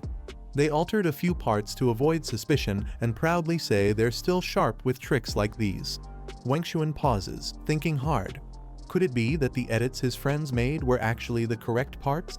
Suddenly, the examiner announces that 2 candidates achieved full marks in the exam, drawing everyone's attention. Wengshuan's name is called out. The room erupts in cheers as his friends excitedly shout his title Godfather, celebrating his flawless performance. As the second top scorer is announced Khalsa, everyone in the cafeteria buzzes with excitement, whispering about Wangshuan's perfect score and how it was his first attempt. Wangshuan's presence draws attention from all sides. Liu and Gao jokingly tease that he's become the star of the day. They continue hyping him up, calling him a genius and celebrating his success as if he were family. Wangshuan brushes off the praise, saying it was just luck. He quietly corrects them in his mind, wasn't he their godfather just moments ago? His friends pat him on the back, praising his results and telling him that even luck counts as a skill. He stays modest, though they think he's being too humble. As he turns around, Wangshuan hears a girl's voice asking if he's Lai Wangshuan. He's caught off guard by the sudden approach. The girl confidently introduces herself as Khalsa, Wangshuan realizing she's the other student who also got a perfect score. He stares at her, curious, what's the matter with her? She's staring coldly at Wangshuan, reminds him that although they both scored perfectly, her 100 was the maximum possible while his was the best he could get. Liu erupts in anger, defending Wangshuan and accusing Khalsa of looking down on them, ready to start a fight. Khalsa tells them to get lost and warns that she'll report them if they keep causing trouble. Liu backs off reluctantly, saying they'll leave. Wangshuan notices a system warning Khalsa's phantom beast, the ice python, is in an abnormal state with signs of mind corruption. Calmly, he tells her to recheck it before forming a contract. He accuses him of trying to rattle her and insists she knows her beast better than anyone. Still fuming, Khalsa calls him out for using underhanded tactics and warns him not to interfere again. She storms off, threatening to crush him in the upcoming dual exam, while Wangshuan quietly watches her go. Khalsa returns to her room and lets out a sigh of relief. Despite her bold front, she finally allows herself to relax. Feeling overwhelmed, she buries her face in her hands, giving herself a pep talk, reminding herself she must stay on top and not lose to anyone, especially not Wangshuan. She declaring that she can only be number one. With determination, she looks at her phantom beast and encourages it warmly, calling it Jennifer and promising to do their best together that afternoon. The examiner announces Zhang San's successful contract signing with his Popo rat, marking a smooth progression in the exam. Zhang San celebrates with joy, proudly hugging his beast and declaring that he's on his way to becoming a beast tamer. Meanwhile, Wangshuan and his friends casually chat. They agree the second test is a breeze after all. No one would bring a beast that doesn't obey them. He nervously looks at Strawberry Cat, warning him not to mess things up in front of everyone. Strawberry Cat remains silent, showing a bored expression. The examiner calls out Lai Wangshuan his turn for the contract exam. His friends cheer loudly from the sidelines, hyping him up as Big Brother, eager to see him impress the crowd. Wangshuan walks beside the examiner, watching Strawberry Cat confidently take the lead toward the testing ground. He stops and focuses, putting all his trust in the cat. With determination in his eyes, Wangshuan signals the start. Suddenly, Strawberry Cat emits a powerful surge of energy.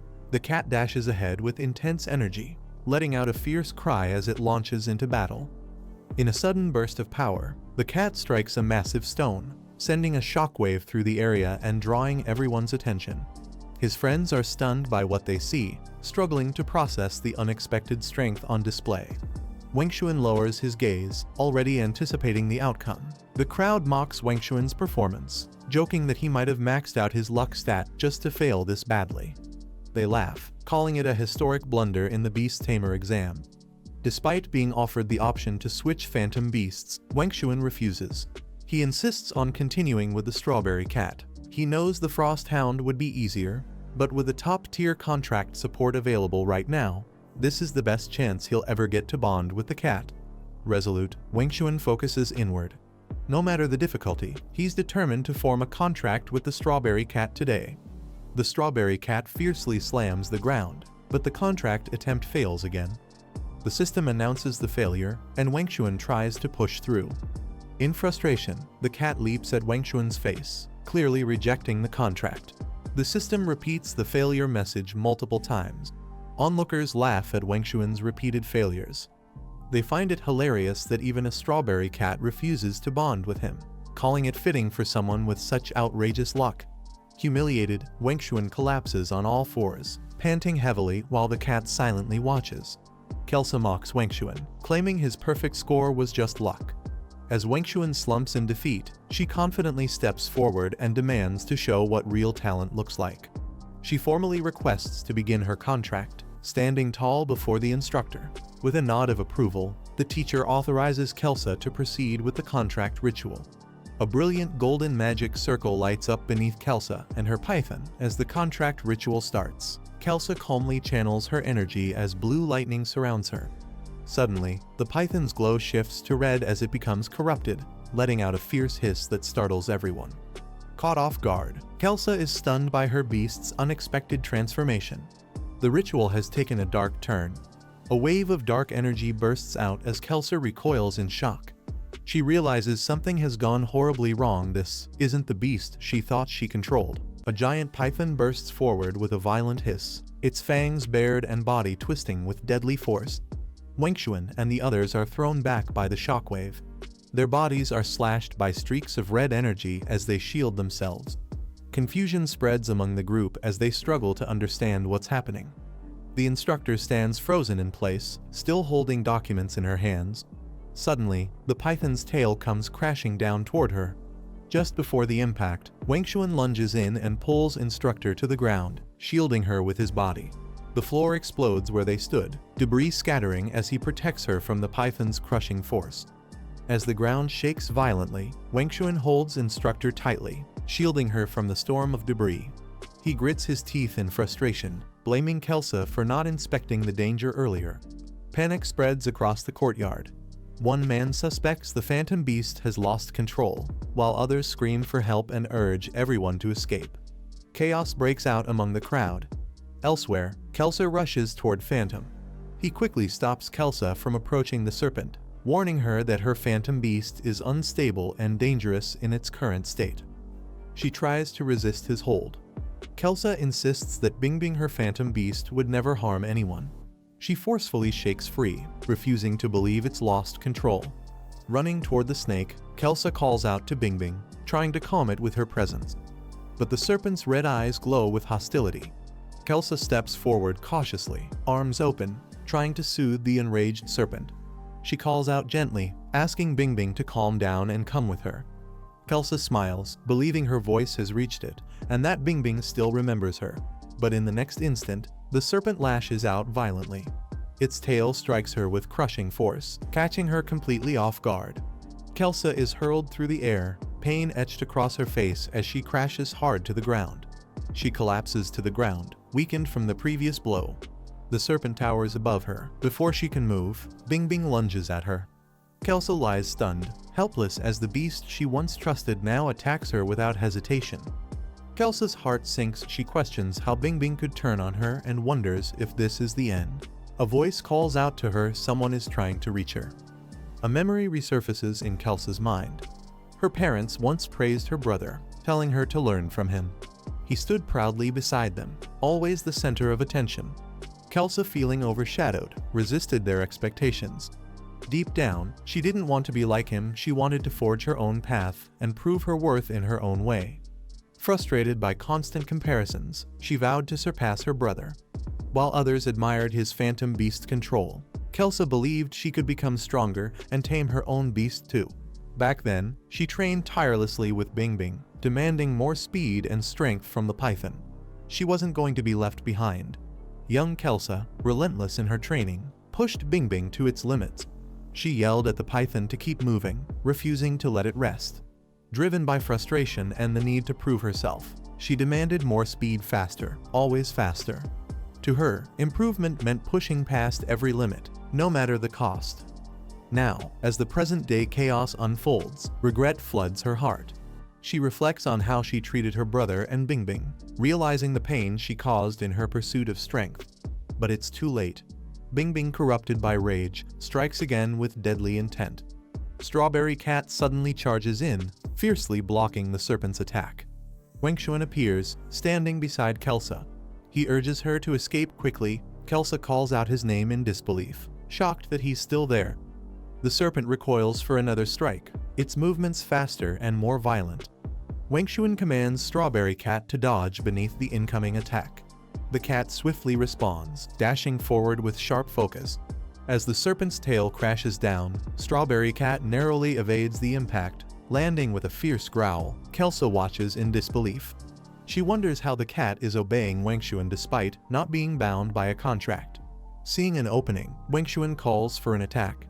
Strawberry Cat charges in and strikes the serpent's weak point with full force, landing a powerful blow.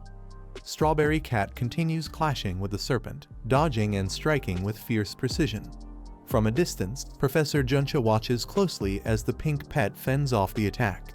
Reinforcements arrive, reporting to Professor Juncha. They received the emergency signal and immediately came to assist. As the backup team moves in, one of them shouts to Wangxuan, thanking him for holding the enemy back. The instructors issue an urgent command to eliminate the ice pattern python before it causes more damage. One reassures Keisha they'll get her a new phantom beast afterward. But Keisha cries out, begging them not to kill Bingbing. She insists there must be a reason for its behavior and refuses to accept that it's beyond saving. The instructor harshly responds, claiming that a phantom beast in a rage state is impossible to control. He dismisses her plea as hopeless. Wangxuan suddenly steps forward, determined. He challenges them boldly if they can't save Bingbing, then they should step aside and let him try. Wangxuan speaks out passionately, calling out the others for treating Bingbing like a tool instead of a living being. He sees the beast's rage as a cry of suffering, not madness. Turning to Kelsa, he assures her that he'll do everything he can to stop the ice pattern python without harming it. The instructors mock him, pointing out he hasn't even formed a contract yet. But Wangxuan counters with conviction, calling on Strawberry Cat to join him because they both want to save Bingbing. Wangxuan then offers a contract, urging Strawberry Cat to respond to his heart. The cat freezes, wide-eyed, as if something deep inside has been awakened. Strawberry Cat is engulfed in radiant energy as Wangxuan's contract offer takes hold. Its body glows, and a powerful force begins to surge from within. With a thunderous roar, the cat unleashes a burst of power. Its aura intensifies, responding to Wangxuan's heartfelt plea. The instructors watch in disbelief. They're stunned that Wangxuan, without prior experience, successfully formed a contract under such dire circumstances. As the dust clears, Strawberry Cat emerges transformed more fierce and determined than ever. Strawberry Cat lunges forward, meeting the serpent head-on. The blow lands with explosive force. The serpent recoils, stunned by the newly awakened strength of its opponent. Later, in a formal office, the higher-ups begin reviewing the incident. Beishi demands to know what exactly happened during the chaos. The instructor reports that Kelsa's phantom beast went berserk during the contract signing. However, it was Wangxuan, an uncontracted candidate, who successfully commanded his pet and defeated the raging ice pattern python. Beishi inquires about Kelsa's condition. She's assured that Kelsa is safe and recovering from the incident. Still, Beishi is troubled. She questions why Kelsa's phantom beast suddenly went berserk, wondering if it's somehow connected to the escaped beast reported earlier. The instructor responds affirmatively, then excuses himself, noting that Beishi wishes to speak to Wangxuan privately. Others watching the exchange realize how special Wangxuan has become. The instructor silently regrets underestimating Wangxuan. If he had known the boy's potential earlier, he wouldn't have dared to offend him. Beishi commends Wangxuan, saying he surprises her every time. She acknowledges that giving him just a junior tamer's certificate would be an understatement of his abilities. Wangxuan laughs it off modestly, calling it luck. But Beishi quickly corrects him, telling him not to be needlessly humble. She explains that staying calm and making the right decisions under sudden pressure isn't something that comes from mere luck. It's a sign of true capability.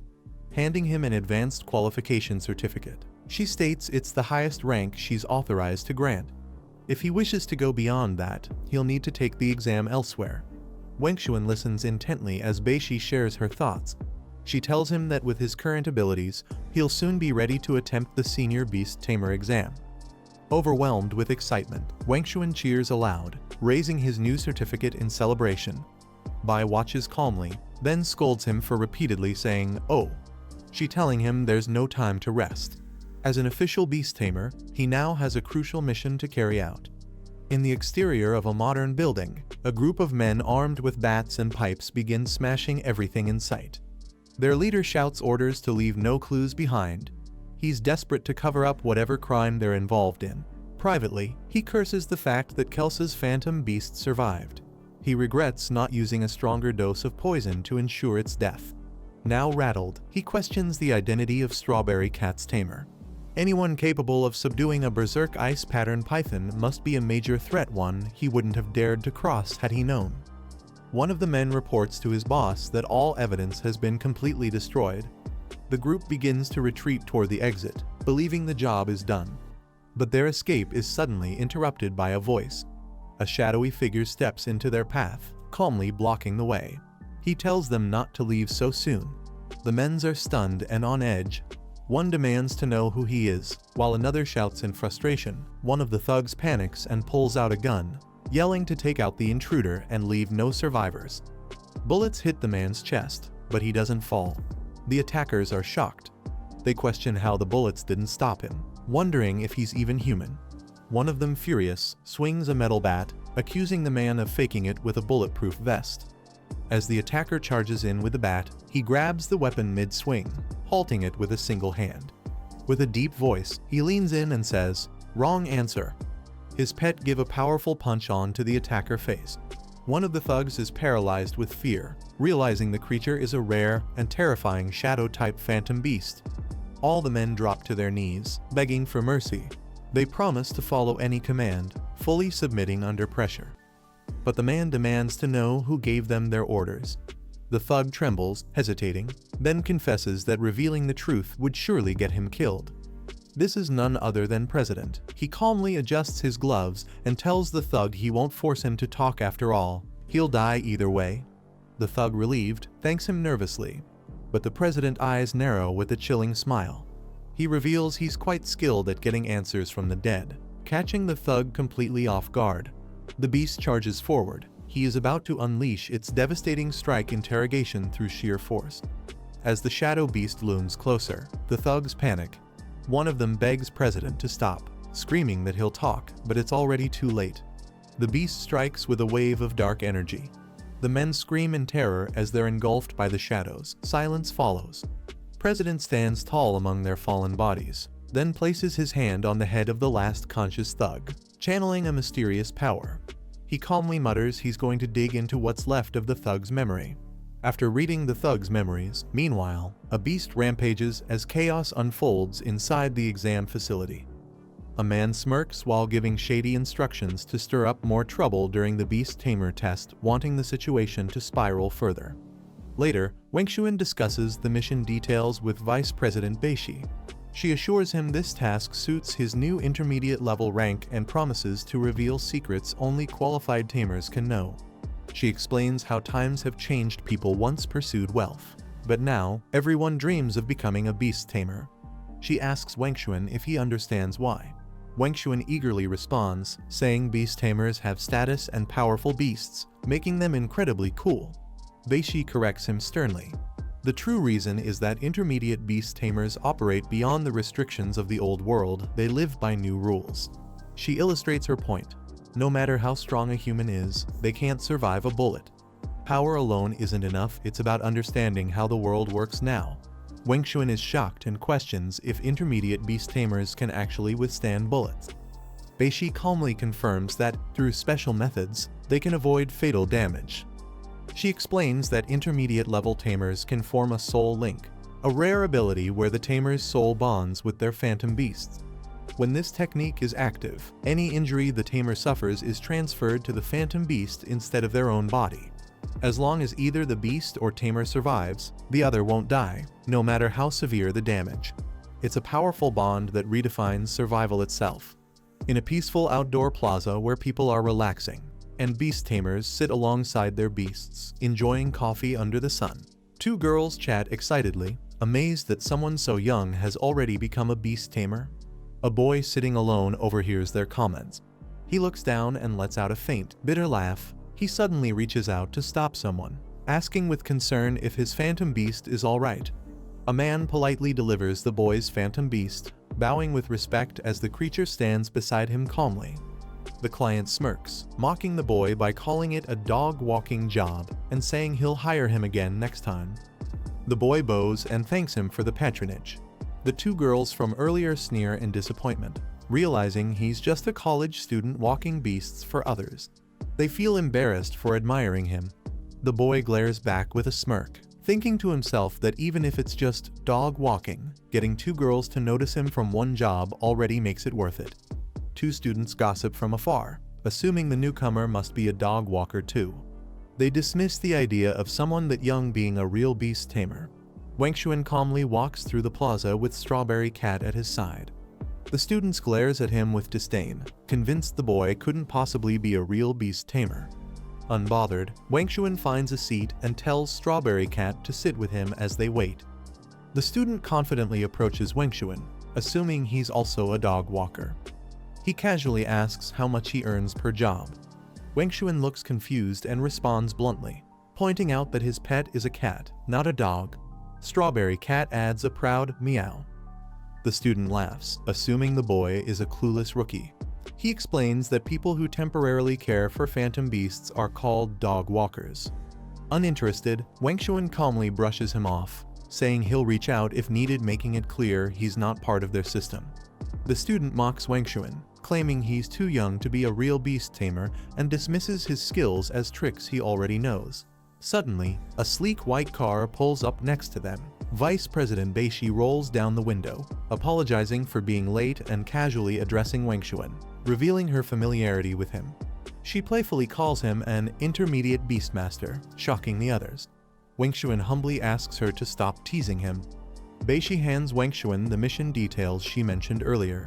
He accepts the file eagerly, ready to read it later.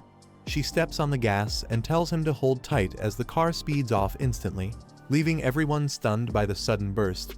The boy watches them drive away in silence. Meanwhile, the girls and the boy finally realize the truth: Wangshuan is an actual intermediate beast tamer. The boy is left sweating, embarrassed that he almost insulted someone far above his level. They arrives at a tall office building alongside Beishi. She explains that she brought him personally to avoid trouble on his first visit. Wangshuan is surprised by her concern, but she clarifies that the training center might give him a hard time despite being under the Beast Tamer Association. She recounts that 3 years ago, the association appointed a senior beastmaster as director to improve training standards. However, that decision backfired. This senior beastmaster is known for his terrible temper, creating tension for anyone new who walks in. As they ride the elevator, she explains the senior beastmaster's influence. If he's pleased, he willingly teaches anyone, regardless of rank. But if he's in a bad mood, even the most talented tamers are kicked out. Wangshuan is surprised by such an unstable system. She reveals their city has had the lowest beastmaster pass rate every year since that man took charge, causing major trouble for the association's funding. To improve results, they've started escorting qualified beastmasters directly. When they arrive, Kelsa greets Beishi respectfully. Wangshuan is surprised to see Kelsa from the exam, now healthy and also admitted. She greets him, acknowledging his help. He smiles and casually compliments her fast recovery, calling out her phantom beast by name Jennifer. Suddenly, she hugs her snake tightly and warns that Wangshuan is their enemy. Despite being saved by him, she declares she'll surpass him one day. Wangshuan, confused but amused, simply mutters, I see." Beishi tells the group not to waste time and insists they head straight to Master Pan. Upon seeing Wangshuan, Master Pan scoffs at his intermediate beast tamer title, accusing him of earning it through backdoor connections. Wangshuan is visibly confused and asks Master Pan what he means by that remark. Master Pan angrily declares that Wangshuan must have used connections, expressing disdain for how common it's become for people to bypass merit. He challenges Wangshuan to prove he truly has the ability and didn't cheat his way in. Beishi steps in, stating that Wangshuan handled a major crisis during the recent Beast Tamer exam. Pan brushes it off, saying the video could have been faked and subduing a beast is the most basic skill expected from a tamer. He turns to both Wangshuan and Kelsa, declaring they must pass a test to prove they didn't get in through connections. He then asks boldly if they dare to accept it. She angrily defends herself and Wangshuan, questioning why they're being accused of cheating when they topped the official exam. Pan arrogantly responds that he's the director of the Beast Tamer Training Institute. If he denies them, they'll never get to join real missions. Wangchuan cuts in calmly, saying he understands the situation and doesn't want to argue. With determination in his eyes, Wangchuan demands the director stop wasting time and tell them what they need to do. The director smirks and declares the test is starting. He activates the challenge Wangchuan and the girl must face. A loud slam follows as a cage opens, the director announcing they'll face something worthy. A fierce crimson beast with glowing eyes appear. Kelsa rushes to the injured strawberry cat, horrified by its condition. The small flame fox is bleeding and weak. She can't believe such a cute phantom beast has been hurt so badly. Master Pan delivers a harsh truth. He says the ones responsible for injuring the flame fox are none other than the Beastmasters themselves. Wangchuan and Kelsa are both stunned. Kelsa reacts with confusion, asking what he means by that. Master Pan explains calmly that their purpose here is to learn the Beast Tamer's secret art Soul Link. Once they master it, they'll be sent on dangerous missions, and their phantom beasts will inevitably face harm. He explains the brutal reality of becoming a Beastmaster. He says that once a phantom beast reaches its limit, it will be abandoned and replaced. The pain and injuries the beast should never endure are instead passed on to them by their tamer. He turns to Wangchuan and Kelsa, questioning whether they have the courage to face the severely injured flame fox. Even he found it difficult to approach, as the beast has grown extremely hostile toward humans. He mocks them, saying that if they lack the confidence, they should leave and go home to treat their phantom beasts like toys rather than battle companions. Wangchuan stares at the flame fox. He begins to reflect deeply on the strength behind the creature's eyes. The flame fox's status screen appears, showing alarming data. It's severely injured, poisoned, in a berserk state, and has mutated. Wangchuan studies the information closely, confused by the strange mutation status. He narrows his eyes and questions what exactly caused this mutation. While he understands the poison and berserk effects, the mutation is something far more troubling. Turning to the instructor, Wangchuan demands to know what the flame fox was fed. The instructor tries to dodge the question, but Wangchuan cuts him off, shouting that if he doesn't answer quickly, the flame fox's life will be in serious danger. The instructor tries to defend himself, claiming he only gave the flame fox a dragon fruit for nutritional purposes and didn't expect it to be dangerous. Wangchuan thinks critically. Dragon fruit is normally safe for fire-type beasts, so the flame fox's adverse reaction doesn't make sense. He confronts the instructor again, asking if the flame fox had previously been injured by an ice type. The instructor is surprised by Wangchuan's knowledge, but confirms the damage was indeed from ice, though he waited for the symptoms to fade before feeding it. Wangchuan reflects further. Although the system no longer detects an ice-related issue, he suspects the mutation and severe reaction might be linked to the poison state, not the fire or ice imbalance. Wangchuan concludes that the flame fox must have been simultaneously attacked by both ice and poison attributes. The interaction between the two is causing the poison to keep spreading through the ice energy in its body. The instructor is shocked, saying he's never encountered such a rare case. Wangchuan, however, is confident that despite how rare it is, this explanation makes the most sense. He realizes that the poison state, enhanced by ice, may have triggered the berserk condition. With clarity, Wangchuan asks the system for a way to save the flame fox. The system responds with a list of ingredients required to create a healing remedy. This will also allow the flame fox to evolve into a second-level beast, the frost fire fox. Without hesitation, Wangchuan instructs Master Pan to gather the exact ingredients. Master Pan looks at Wangchuan, doubtful but intrigued. He questions whether Wangchuan truly has a way to cure the phantom beast. Wangchuan stands firmly beside the injured flame fox, vowing that he will do whatever it takes to make sure it survives. Wasting no time, Wangchuan begins preparing the ingredients. He works swiftly, crushing and mixing them with determination. Watching him in the kitchen, Kelsa and the instructor are confused. Unsure whether he's cooking, they awkwardly guess that it might be some form of food therapy. He finishes preparing the medicine and holds up a steaming purple dish, confidently declaring it's ready. Master Pan and Kelsa hesitate, concerned about the dish's appearance. They warn Wangchuan that one wrong move could kill the flame fox instead of curing it. The flame fox looks at the food cautiously. Wangchuan leans closer and encourages the flame fox, telling it to trust him just once, especially since things can't get worse than they already are. An hour passes. The flame fox begins to vomit continuously, its condition worsening.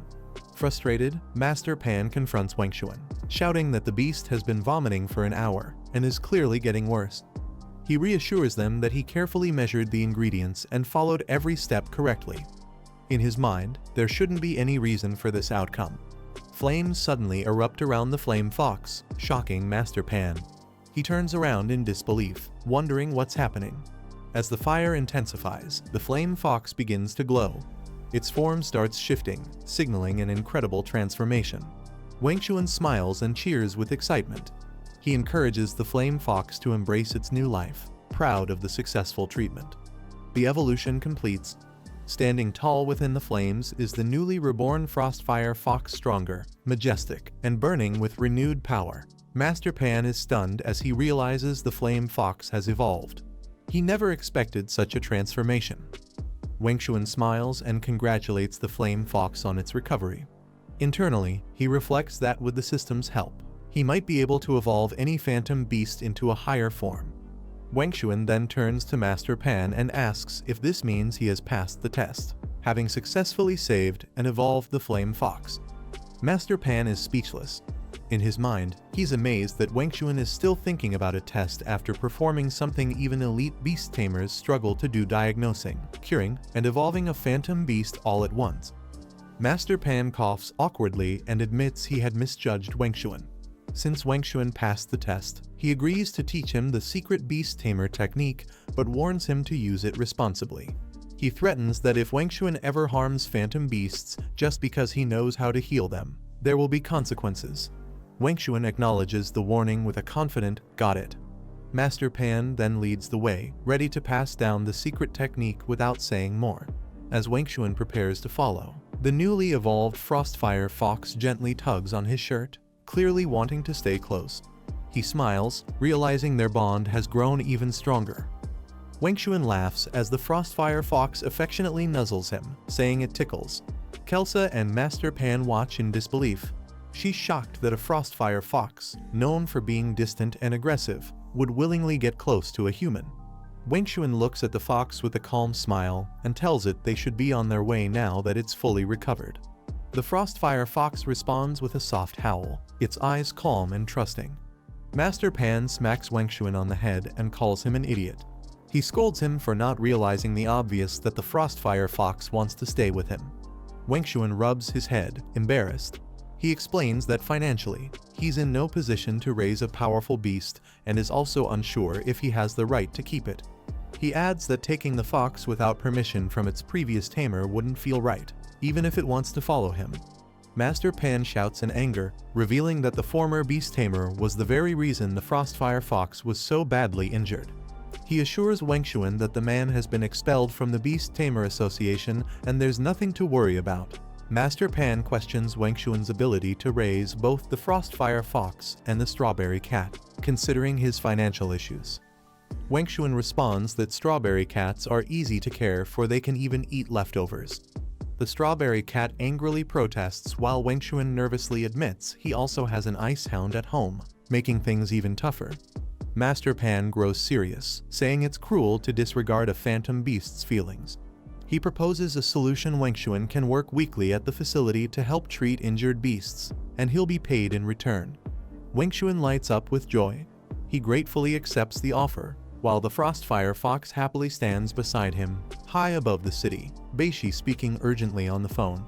She angrily reminds Director Liu that this wasn't part of their agreement. She questions why the military, who had only promised to observe from a distance, is now getting directly involved. She insists that no matter how gifted someone like Wangchuan may be, civilians shouldn't be pulled into military operations. The voice on the other end tries to calm her, saying the military has no choice, either they're being forced into this unexpected situation. The New World Order. Ever since phantom beasts appeared, the balance of power shifted. Nations now race to capture, train, and weaponize these beasts, reshaping global politics and warfare. A soldier riding a large beast announces that their country must act fast. While they're still in the lead globally, they can ensure their own safety, but if they fall behind, others will take control. Beishi listens quietly as the voice reassures her. The military promises to protect the students, but insists that they must also fulfill their duties. In the several students arriving in a plaza, some with their phantom beasts, Wangchuan stands tall among the crowd with Frostfire Fox, Strawberry Cat, and his other companions.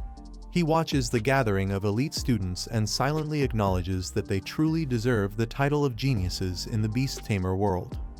Wangchuan observes the other students and their phantom beasts. He realizes each one has not just one, but two high-tier beasts, each at least tier 2 or above. Suddenly, a loud mechanical roar grabs everyone's attention. The students are in awe. Many have never seen such a vehicle up close, only on television. Excitement builds as they gather to get a closer look. A soldier in sunglasses steps out powerfully. Two students scoff at the instructor who just arrived. They believe he doesn't look that impressive, just slightly stronger than the rest of them. They brag about being elites who've seen the world. But as the instructor steps forward, a powerful aura erupts from him. The two cocky students freeze in place, panic spreading across their faces. One stammers, unable to understand what's happening. Their bodies start trembling against their will. Wangchuan senses it clearly. This man is radiating pure killing intent. It's not just power, it's a warning. Wangchuan, realizing the instructor isn't just flexing power, he's testing their mental strength. Everyone is being pushed to their psychological limits. The instructor smirks with approval. He silently notes that this year's group might not be as weak as he first thought. Facing the students, the instructor finally speaks. He praises them for making it this far and formally addresses them as young beast tamers. He then announces their first mission, to assist the military in subduing a powerful phantom beast. The creature is no ordinary threat, its tier level is 5 or higher. The instructor smirks and mocks the students, warning them not to wet their pants when they face the phantom beast. To prepare them, he announces a short-term special training before the real mission begins. Two overconfident students step forward, claiming he's underestimating them. They proudly state they're top elites from their respective city exams. The instructor grins, amused by their boldness. He decides to start with them first to prove a point. Fired up, the two students summon their phantom beasts with confidence. One calls out the venomous centipede, while the other commands a firehorn bull to charge forward. Unfazed, the instructor counters by summoning his own beast with a thunderous shout, Golden Lion.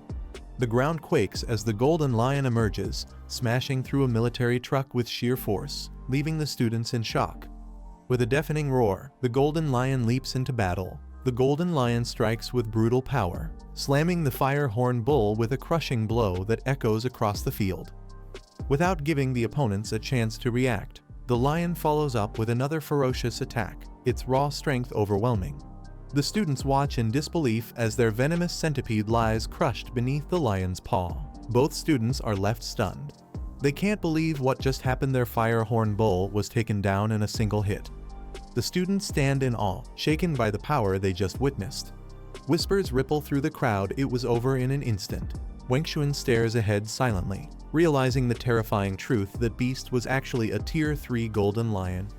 A system display reveals the stats. Level 48, with Thunder as its main attribute. Its evolution? Even deadlier, Thunder Flame Lion. The instructor turns to the group, his voice cold. This Golden Lion, it's just the beginning. The military's test won't be easy, and it's only going to get harder from here. The instructor issues a final warning: those who don't have the courage to die on the battlefield should leave now. The military doesn't need cowards. Panic spreads.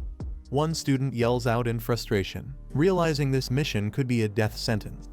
Others quickly agree, deciding to withdraw. A group rushes to leave, fear in their eyes. Even among the crowd, Wangchuan remains silent but still present. He clenches his jaw, his eyes burning with determination. Beishi warns Wangchuan about the extreme danger of the mission, but reveals that the military holds tech that might help his sister walk again, asking if he wants to try.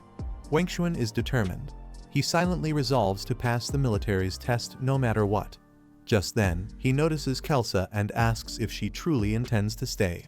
Kelsa questions if Wangchuan is doubting her ability. Wangchuan clarifies he was worried about her phantom beast. He fears it might become hostile due to overtraining. But Kelsa reassures him her Jennifer is obedient and won't be a problem. Kelsa points out that if anyone's phantom beast should be hostile, it's Wengshuan's, considering his grim circumstances. The instructor faces the remaining candidates and declares that their commitment is now confirmed. He begins outlining the upcoming training plan. He reminds them they are elite beast tamers from different city associations, so there's no need to teach basic beast control. Wengshuan listens seriously as the instructor says the training will focus on coordination and teamwork to accomplish mission goals, something Wengshuan hadn't expected.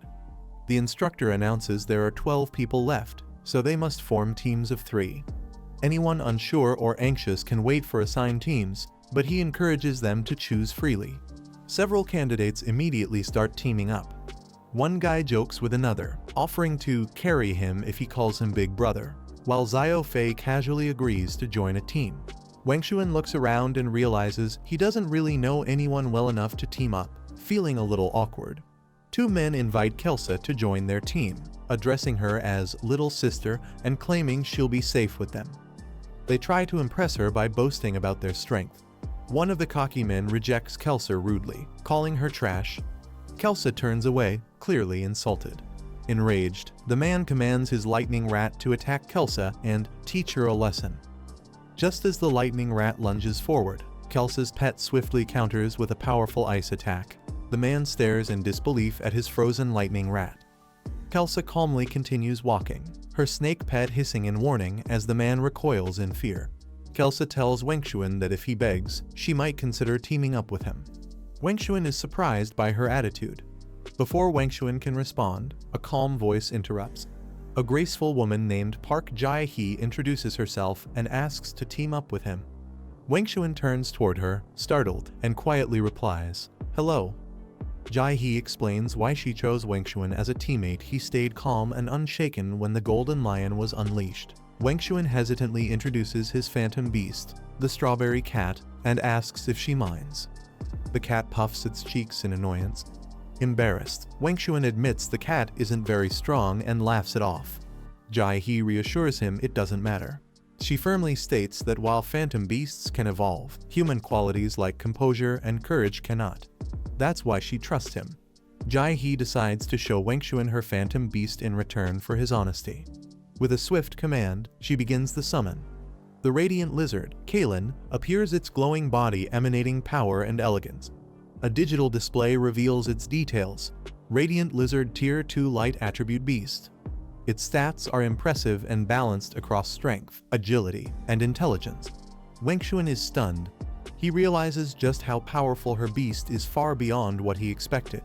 Jae-hee, confident in Wengshuan's interest, takes his reaction as agreement to team up. Wengshuan is visibly impressed by her Tier 2 Phantom Beast.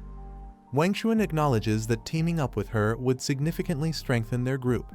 Just as he starts to formally accept, a sudden hand slap breaks the moment. Kelsa angrily confronts Wengshuan, demanding why he's ignoring her after she just spoke to him. Wengshuan is completely caught off guard. Kelsa angrily protests Wengshuan teaming up with Jae-hee, claiming Jae-hee is of unknown origin. Wengshuan calmly counters, reminding her they all come from different beast tamer associations. The instructor interrupts, suggesting all 3 of them team up since they're clearly close. Kelsa immediately rejects the idea. Kelsa snaps back, demanding what made him think they're close. The instructor teases that her phantom beast seems quite fond of Wengshuan. Flustered, Kelsa scolds her phantom beast, Jennifer, yelling at her for getting too close to the enemy. Wengshuan looks confused as the snake wraps around his leg. The instructor silently reflects on the risk involved in sending young trainees on such a dangerous mission.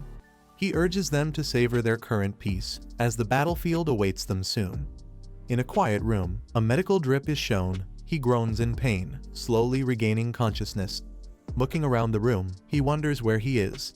As he struggles to sit up, a man in military uniform enters with Beishi. She calls out, asking if he is Master Sergeant Liu Xing. Wengshuan tries to speak, but quickly realizes he can't produce a sound. Confused, he starts to panic slightly. Beishi calmly explains that his throat was seriously injured and his vocal cords are damaged. Inside the military conference room, Beishi stands at the head of the table, addressing a group of officers. Beishi presents data on a tablet. She explains that this creature is evolving to the third stage by consuming human life forces. The officers react seriously. Beishi emphasizes the urgency: this monster must be destroyed before it reaches the third stage, or the entire city will face catastrophic danger. As Beishi prepares to explain the military's strategy, one officer suddenly stands up, ready to act. Based on Liu Xing's intel, the monster's nest is located deep inside the mountain.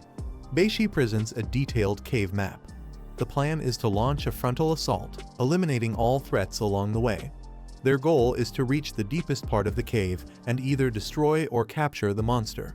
The officer explains that the Beastmaster Association will help seal off all cave exits to prevent the monster from escaping. Their encirclement must be airtight for the operation to succeed.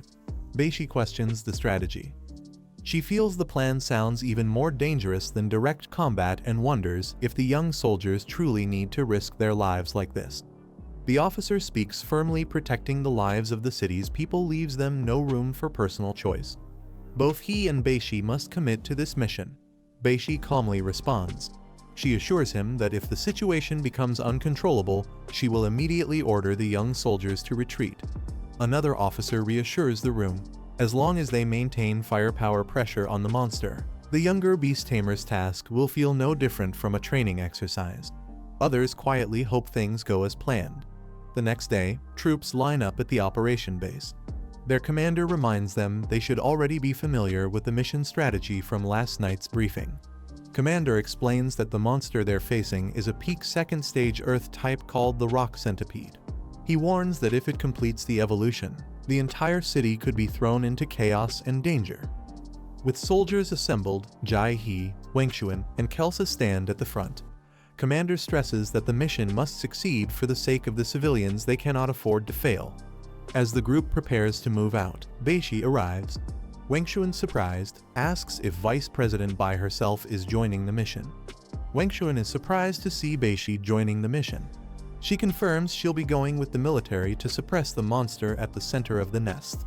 Beishi pauses for a moment, then she leans in and warns him not to treat this like a qualification test. This is a real battlefield. A single mistake could cost them their lives. Beishi gives one final instruction. If anything goes wrong, Wengshuan must immediately retreat with Kelsa and the others. Wengshuan salutes and firmly acknowledges the order.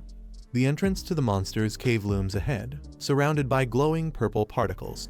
The team of soldiers enters the cave cautiously. Beishi leads the group alongside Commander. One soldier winces at the foul stench inside the cave, commenting on the unbearable smell as he grips his weapon tightly. Beishi explains that although the rock centipede is an Earth-type beast, it feeds on decaying matter. The foul smell inside the cave likely comes from decomposing corpses it left behind. One of the soldiers notices something and suddenly turns around. He spots a massive swarm of small purple creatures rapidly approaching from deep within the cave, their numbers overwhelming. The soldier immediately shouts to open fire. Chaos erupts as he unloads his weapon, warning the others that the monsters are coming. The soldiers fire continuously, unleashing a barrage of bullets at the incoming wave of creatures. The monsters charge forward despite the gunfire. The swarm grows thicker as the creatures close the distance. Suddenly, a blazing projectile shoots through the swarm, exploding in a burst of fire. Beishi calls for formation change. Defensive-type beast tamers are ordered to the front to block the advancing monsters. The team quickly obeys and positions their summoned beasts in defense. A swarm of purple spider monsters rushes toward Beishi. A tamer urgently commands his beast, an ice wolf, to protect Beishi at all costs. The ice wolf unleashes a powerful freezing breath, eyes glowing with energy as a storm of ice blasts forth. In an instant, the entire passage is sealed off with towering walls of ice. Beishi the tamer and the beast stand safely behind the frozen barricade. Beishi stands with a concerned look, quietly hoping the mission continues smoothly and without casualties. Wengshuan suddenly spots something unusual and gasps in shock. They approach a glowing purple crystal lying deep within the cave. Kelsa examines the crystal closely. Confused, she comments that it doesn't look like any mineral or ore she's ever seen before. Jai He warns the group to be cautious. The glowing object clearly isn't a natural mineral and could be dangerous. It's best not to touch it. Wangshuan agrees, reminding everyone to stay alert. Their mission from the military is to guard the area, not interfere with unknown elements. Suddenly, Wangshuan notices something alarming. He yells for Kelsa to get away from the crystal as it starts to emit an intense light. The crystal erupts violently, glowing with ominous purple energy as something inside begins to awaken. A massive explosion bursts from the crystal, throwing Wangshuan, Kelsa, and Jai-hee backward. Amidst the swirling smoke and shattered crystal shards, a monstrous silhouette slowly emerges from the haze. The smoke clears to reveal a towering beast, muscular, horned, and terrifying creature. Wangshuan braces himself and shouts in disbelief. He realizes this is the very monster the military was supposed to contain. Somehow, it's here and worse. It has already completed its evolution into a third-stage beast. The evolved monster, identified as the Abyss Rock Dragon, a third-stage Earth-type beast, lets out a deafening roar. It unleashes a devastating ground-splitting attack, tearing through the cave floor with overwhelming power. Wangshuan quickly realizes they're no match for this creature. He shouts at Jai-hee and Kelsa to run immediately. Without hesitation, the three of them retreat at full speed, fleeing deeper into the cave to escape the monster's wrath. The Abyss Rock Dragon lets out a thunderous roar. Wangshuan and Kelsa clutch their ears in pain. The monster's scream is unbearable, loud, and disorienting. Wangshuan suddenly notices something and urgently calls out to Kelsa, warning her to stay alert. A purple spider creature lunges at Kelsa from the shadows. She turns quickly, eyes wide in shock as it closes in on her. Kelsa quickly summons her pet snake, who releases a blast of freezing breath toward the incoming spider monster. The icy attack strikes the spider mid-air, freezing it solid on impact and smashing it into pieces. Relieved, Kelsa thanks her pet Ice for saving her at the last second. However, she suddenly realizes something. The monster's earlier roar wasn't just a threat, it was a signal, calling for reinforcements. Kelsa reacts in shock as she processes the truth, realizing the monster's roar was indeed a call for reinforcements. Jai-hee confirms their worst fear. The monster clearly has no intention of letting them escape alive. A wave of spider creatures rushes toward them, emerging from the shadows. Wangshuan commands his summoned pet Strawberry Cat to attack. Strawberry Cat launches into battle with its signature move, Meow Punch, glowing with intense energy. He strikes the enemy spiders one after another, pushing back the swarm with rapid attacks. Jai-hee observes the battlefield and notes that while the monsters are weak individually, their overwhelming numbers are a serious problem. Worse, it seems their real goal isn't to fight, but to delay them so something behind can catch up. Kelsa, defending with Ice, shouts to Wangshuan. Ice is struggling to maintain its energy, and they won't be able to hold out much longer at this rate. Wangshuan freezes as a massive monster approaches from a tunnel behind them. The soldiers opens fire on the enormous spider, but their bullets barely seem to harm it. Beishi shouts a command to suppress the monster identified as the Night Veil Spider. She explains it's a defensive-type phantom beast with almost no offensive power. If they can defeat it, they can stop the evolution of the insect cocoon behind it. A beast tamer summons his thorny plant spirit and commands it to restrict the Night Veil Spider's movements with its whip vines. The spider is entangled by the plant's attacks, its limbs caught as it struggles to break free. Beishi quickly identifies the spider's weakness and orders everyone to strike its back immediately, shouting that it's the only vulnerable spot. Beside her, the Ice Wolf Tamer receives the order. Beishi instructs him to use an ice spike to pierce the Night Veil Spider's back for a critical blow. The Ice Wolf leaps high into the air, energy gathering around its paws as it prepares to strike. With perfect precision, it dives toward the restrained Night Veil Spider, launching an ice spike straight at its back. The spike pierces deep into the spider's weak point, causing a massive shockwave of blue energy to erupt from the impact. The Night Veil Spider collapses to the ground with a final crash. The soldiers cheer with joy, celebrating their hard-earned victory. Beishi stands proudly behind them as they shout in triumph, feeling they've honored their fallen comrades. She calmly states that the mission will be complete once they secure the phantom beast inside the cocoon. She approaches the large cocoon, its surface glowing faintly. As Beishi places her hand on the cocoon, it suddenly emits a violent purple glow. The soldiers shout out in alarm, warning Beishi to step back, but it's too late. A massive explosion of energy bursts from the cocoon, engulfing Beishi in a radiant shockwave. Stunned by the surge, Beishi looks up in disbelief. She whispers, "How is this possible?" Beishi steps back in shock as the cocoon crumbles to dust. It's completely empty, nothing inside. She quickly refutes the idea of an escape, insisting that their team never paused once during the mission. There was no opportunity for it to flee. But suddenly, a realization strikes. As the others regroup and look on, she dashes forward, shouting that the creature anticipated their arrival. It created a decoy cocoon to mislead them and has already moved to another location to evolve. Beishi urgently commands all beast tamers to rush and support the young team. The mutated creature has evolved into a deep abyss rock dragon. It's far too dangerous now. Mounting a beast herself, she whispers to herself, praying that Lai Wangxuan and the others stay safe. Suddenly, a deafening roar erupts from the dark cave ahead. The terrifying form of the deep abyss rock dragon bursts forth, shattering the rocks beneath it in a violent explosion of force. The deep abyss rock dragon unleashes a devastating shockwave. Wangxuan and the others are blown back as the ground shatters beneath them. Wangxuan realizes that both his and Kelsa's beasts are too weak compared to the enemy. Unless they strike its weak point, they can't do any real damage. He glances at Jai He's beast, the rainbow scale. It's close in level to the dragon, but it isn't an offensive type. Kelsa shouts at Wangxuan, reminding him he said he had a plan. He stares at her, panicked, asking himself what can he do. Wangxuan identifies the monster's weakness. It's the crystal embedded on top of its head. That's the only way to cause real damage. Kelsa asks how they can possibly reach that spot. Wangxuan turns to Jai He, asking if her light-type beast can create illusions to confuse the enemy. She says yes, but it won't last long. Wangxuan shouts to Kelsa, telling her to make a path of ice. With determination, he charges forward with Strawberry Cat in hand. Kelsa urgently calls out to her ice serpent, commanding it to begin the attack.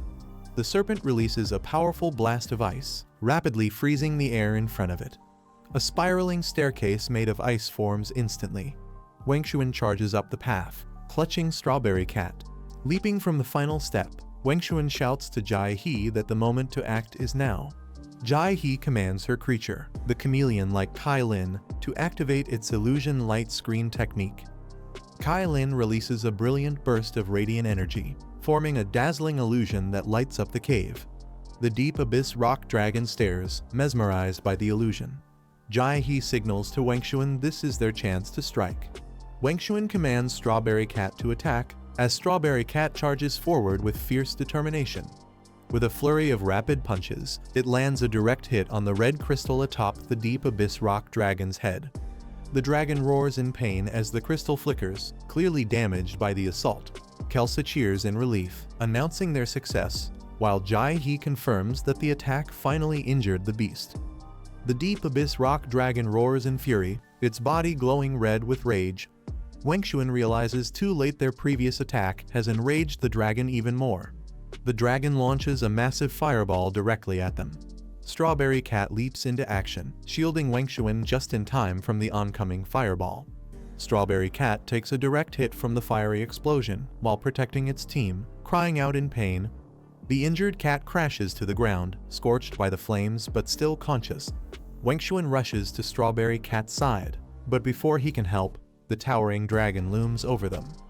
With a furious roar, the deep abyss rock dragon charges forward for another devastating attack. Kelsa screams in horror as she sees the dragon attacking. Jai He yells for the boy to dodge immediately. Just as the dragon's claw is about to strike Wangxuan, Strawberry Cat jumps in to protect him, taking the full blow. Wangxuan stares upward in confusion, wondering what just happened. A dark red aura begins to form, an ominous new presence is awakening. The system triggers multiple red warnings. Strawberry Cat is going berserk. The boy turns around, alarmed by the alerts. He shouts in confusion, trying to reach Strawberry Cat, who now glows with intense pink energy as the dragon looms behind. Strawberry Cat trembles with rage, claws clenched tight. She explodes in power, roaring violently as its berserk form fully awakens. Strawberry Cat, now in its berserk form, lands with intense pressure. With blinding speed, the cat launches itself toward the lava dragon, fists clenched. A powerful punch lands directly on the dragon's crystal core, causing a massive impact. The lava dragon reels in pain, its body twisting as it begins to unleash a fierce counterattack. Strawberry Cat leaps high above the lava dragon, eyes locked on its weak point. It slams down fiercely, landing directly on the dragon's back with deadly precision. With relentless rage, it strikes the dragon repeatedly, causing it to roar in pain. The lava dragon thrashes violently, but Strawberry Cat clings on, refusing to let go. The lava dragon crashes hard against the wall from Strawberry Cat's brutal assault. Strawberry Cat leaps forward again, aiming directly at the glowing gem on the dragon's head. With a wild spinning slash, it tears into the dragon's body, forcing it to roar in agony. Finally, it lands a devastating blow right on the gem, sending a shock through the dragon's core. The lava dragon crashes to the ground, defeated and lifeless after the brutal assault. Wenxuan stares at the transformed Strawberry Cat, confused and concerned about what just happened. The girls rush over, questioning what kind of power caused such a fierce transformation. Wenxuan looks up silently, and finally mutters he doesn't know either. Suddenly, someone warns them not to blame her for what happens next. All three turn sharply as an unexpected presence reveals itself. Jai He, Wenxuan, and Kelser reacting in disbelief. They question what they're seeing, shocked that something like this could exist. A beast appears before them, as the trio stares up in awe. The beast mocks the group, asking if its power met their expectations. Kelsa stares at the creature in shock, surprised that it can speak like a human. Wenxuan questioning whether the immense power from earlier came from this creature. The beast laughs off the accusation, claiming that this power is exactly what they've been seeking all along. Wenxuan is left stunned by the revelation. The beast explains that it has triggered the Strawberry Cat's deepest rage, a fury powerful enough to destroy everything in its path. Strawberry Cat eyes glow red with uncontrollable anger. Strawberry Cat undergoes growing larger and more monstrous. Kelsa shouts in shock while Jai He warns the group to stay alert. Multiple warning screens flash red. The system announces that Strawberry Cat has entered a berserk state. Another alert demands immediate elimination for the host's safety. Wenxuan tries to call out to the cat, urging it to calm down. Strawberry Cat roars violently, consumed by uncontrollable rage. With a fearsome growl, the cat launches itself toward the group. Strawberry Cat slashes at Wenxuan, knocking him back with overwhelming force. Wenxuan grits his teeth in disbelief, unable to comprehend how things escalated so quickly. Kelsa urgently commands her snake to rescue Wenxuan before it's too late. Jai He also acts fast, sending her Kaiyan to protect Wenxuan as the situation turns critical. Bingbing and Kaiyan clash with the enraged Strawberry Cat, forcing it back temporarily with a coordinated strike. Kelsa shocked by Strawberry Cat resilience. She turns to Wenxuan and urges him to come up with a plan quickly, knowing they're running out of time. Wenxuan clenches his fists and pushes down his fear. He tells himself that he must act now or they'll all die here. He provokes the berserk Strawberry Cat, taunting it confidently and challenging it to come at him. The cat charges straight at him, eyes glowing red and teeth bared, completely consumed by fury. As Wenxuan dodges, he explains that the cat may have taken on traits from a previous fusion. He believes getting closer might help it regain control. Kelsa yells at Wenxuan, furious that he's provoking it even more. She reminds him that the cat is already angry. Pushing it further could be dangerous. Jai He realizes Wenxuan's risky strategy. He's trying to restore Strawberry Cat's sanity by confronting its emotional trigger. She quickly instructs Kaiyan to create an illusion. Kaiyan responds instantly. With a flash of light, Kaiyan generates a glowing illusion barrier between the Strawberry Cat and the other beast. The illusion fully forms two identical versions of the original beast appear. The beast recalls its tragic past. Its kin were used as lab experiments and perished at human hands, leaving it to suffer alone. Fueled by hatred, it unleashes a devastating attack, declaring that humanity should face destruction by the very creature they created. The illusion fails to hold it back. With overwhelming force, the beast shatters the illusionary barrier and charges forward. Jai He, realizing their defense wasn't enough to stop it. The beast roars with fury, ordering the berserk Strawberry Cat to kill the human responsible for its suffering. Strawberry Cat launches into a deadly charge, its eyes glowing with rage as Wengshuan braces himself for impact. With terrifying speed, the cat slams into Wengshuan, tearing through his defense and sending him crashing back. Wengshuan hits the ground hard, coughing blood. Wengshuan struggles to move, realizing he's too injured to escape to the military base in time. The berserk strawberry cat closes in behind him. The cat raises its claws high, preparing to strike down Wengshuan without mercy. Its sharp claws swing toward him. Just before impact, someone screams Wengshuan's name as he turns his head in shock, barely conscious, blood trailing from his mouth. Beishi riding a beast swoops in just as the strawberry cat is about to strike. Beishi lands forcefully between Wengshuan and the beast. Strawberry cat charges again, but is suddenly caught in a glowing purple trap. Strawberry cat is slammed hard to the ground by the force of the trap. Beishi greets the beast formally, calling it Experiment E06, and remarks how the chairman has been searching for it all this time. The beast recognizes Beishi, surprised to encounter her here after such a long time. Beishi steps forward coldly, addressing the beast as Experiment E06. She declares that it has nowhere left to run. E06 spreads its glowing wings and scoffs at her claim, accusing her of delusional thinking and preparing to strike back. E06 retaliates by launching a dark energy slash, her signature move, Storm Blade, straight at Beishi. He unleashes another wave of her Storm Blade technique. Dark energy spirals forward with explosive force. She commands her beast companion, Zyoshi, to strike directly at E06's chest, the weak spot. Zyoshi dives from the air, targeting the vulnerable point. The attack lands cleanly, piercing E06's glowing chest. Zyoshi and E06 clash midair once again, their powerful blows sending shockwaves through the cave. E06 begins to retreat, shrouding itself in swirling dark energy. It tells Beishi this battle ends here for now. Before disappearing, E06 glares at them with fury, vowing to return and wipe out humanity completely the next time they meet. Beishi yells for Zyoshi to pursue it immediately, determined not to let E06 escape again. Zyoshi fires a powerful beam of energy as E06 escapes into the distance, vanishing into the tunnel ahead. Beishi and her beast give chase, but the enemy slips away once more into the shadows. Frustrated, she clenches her fist, cursing that E06 has managed to flee again despite their best efforts.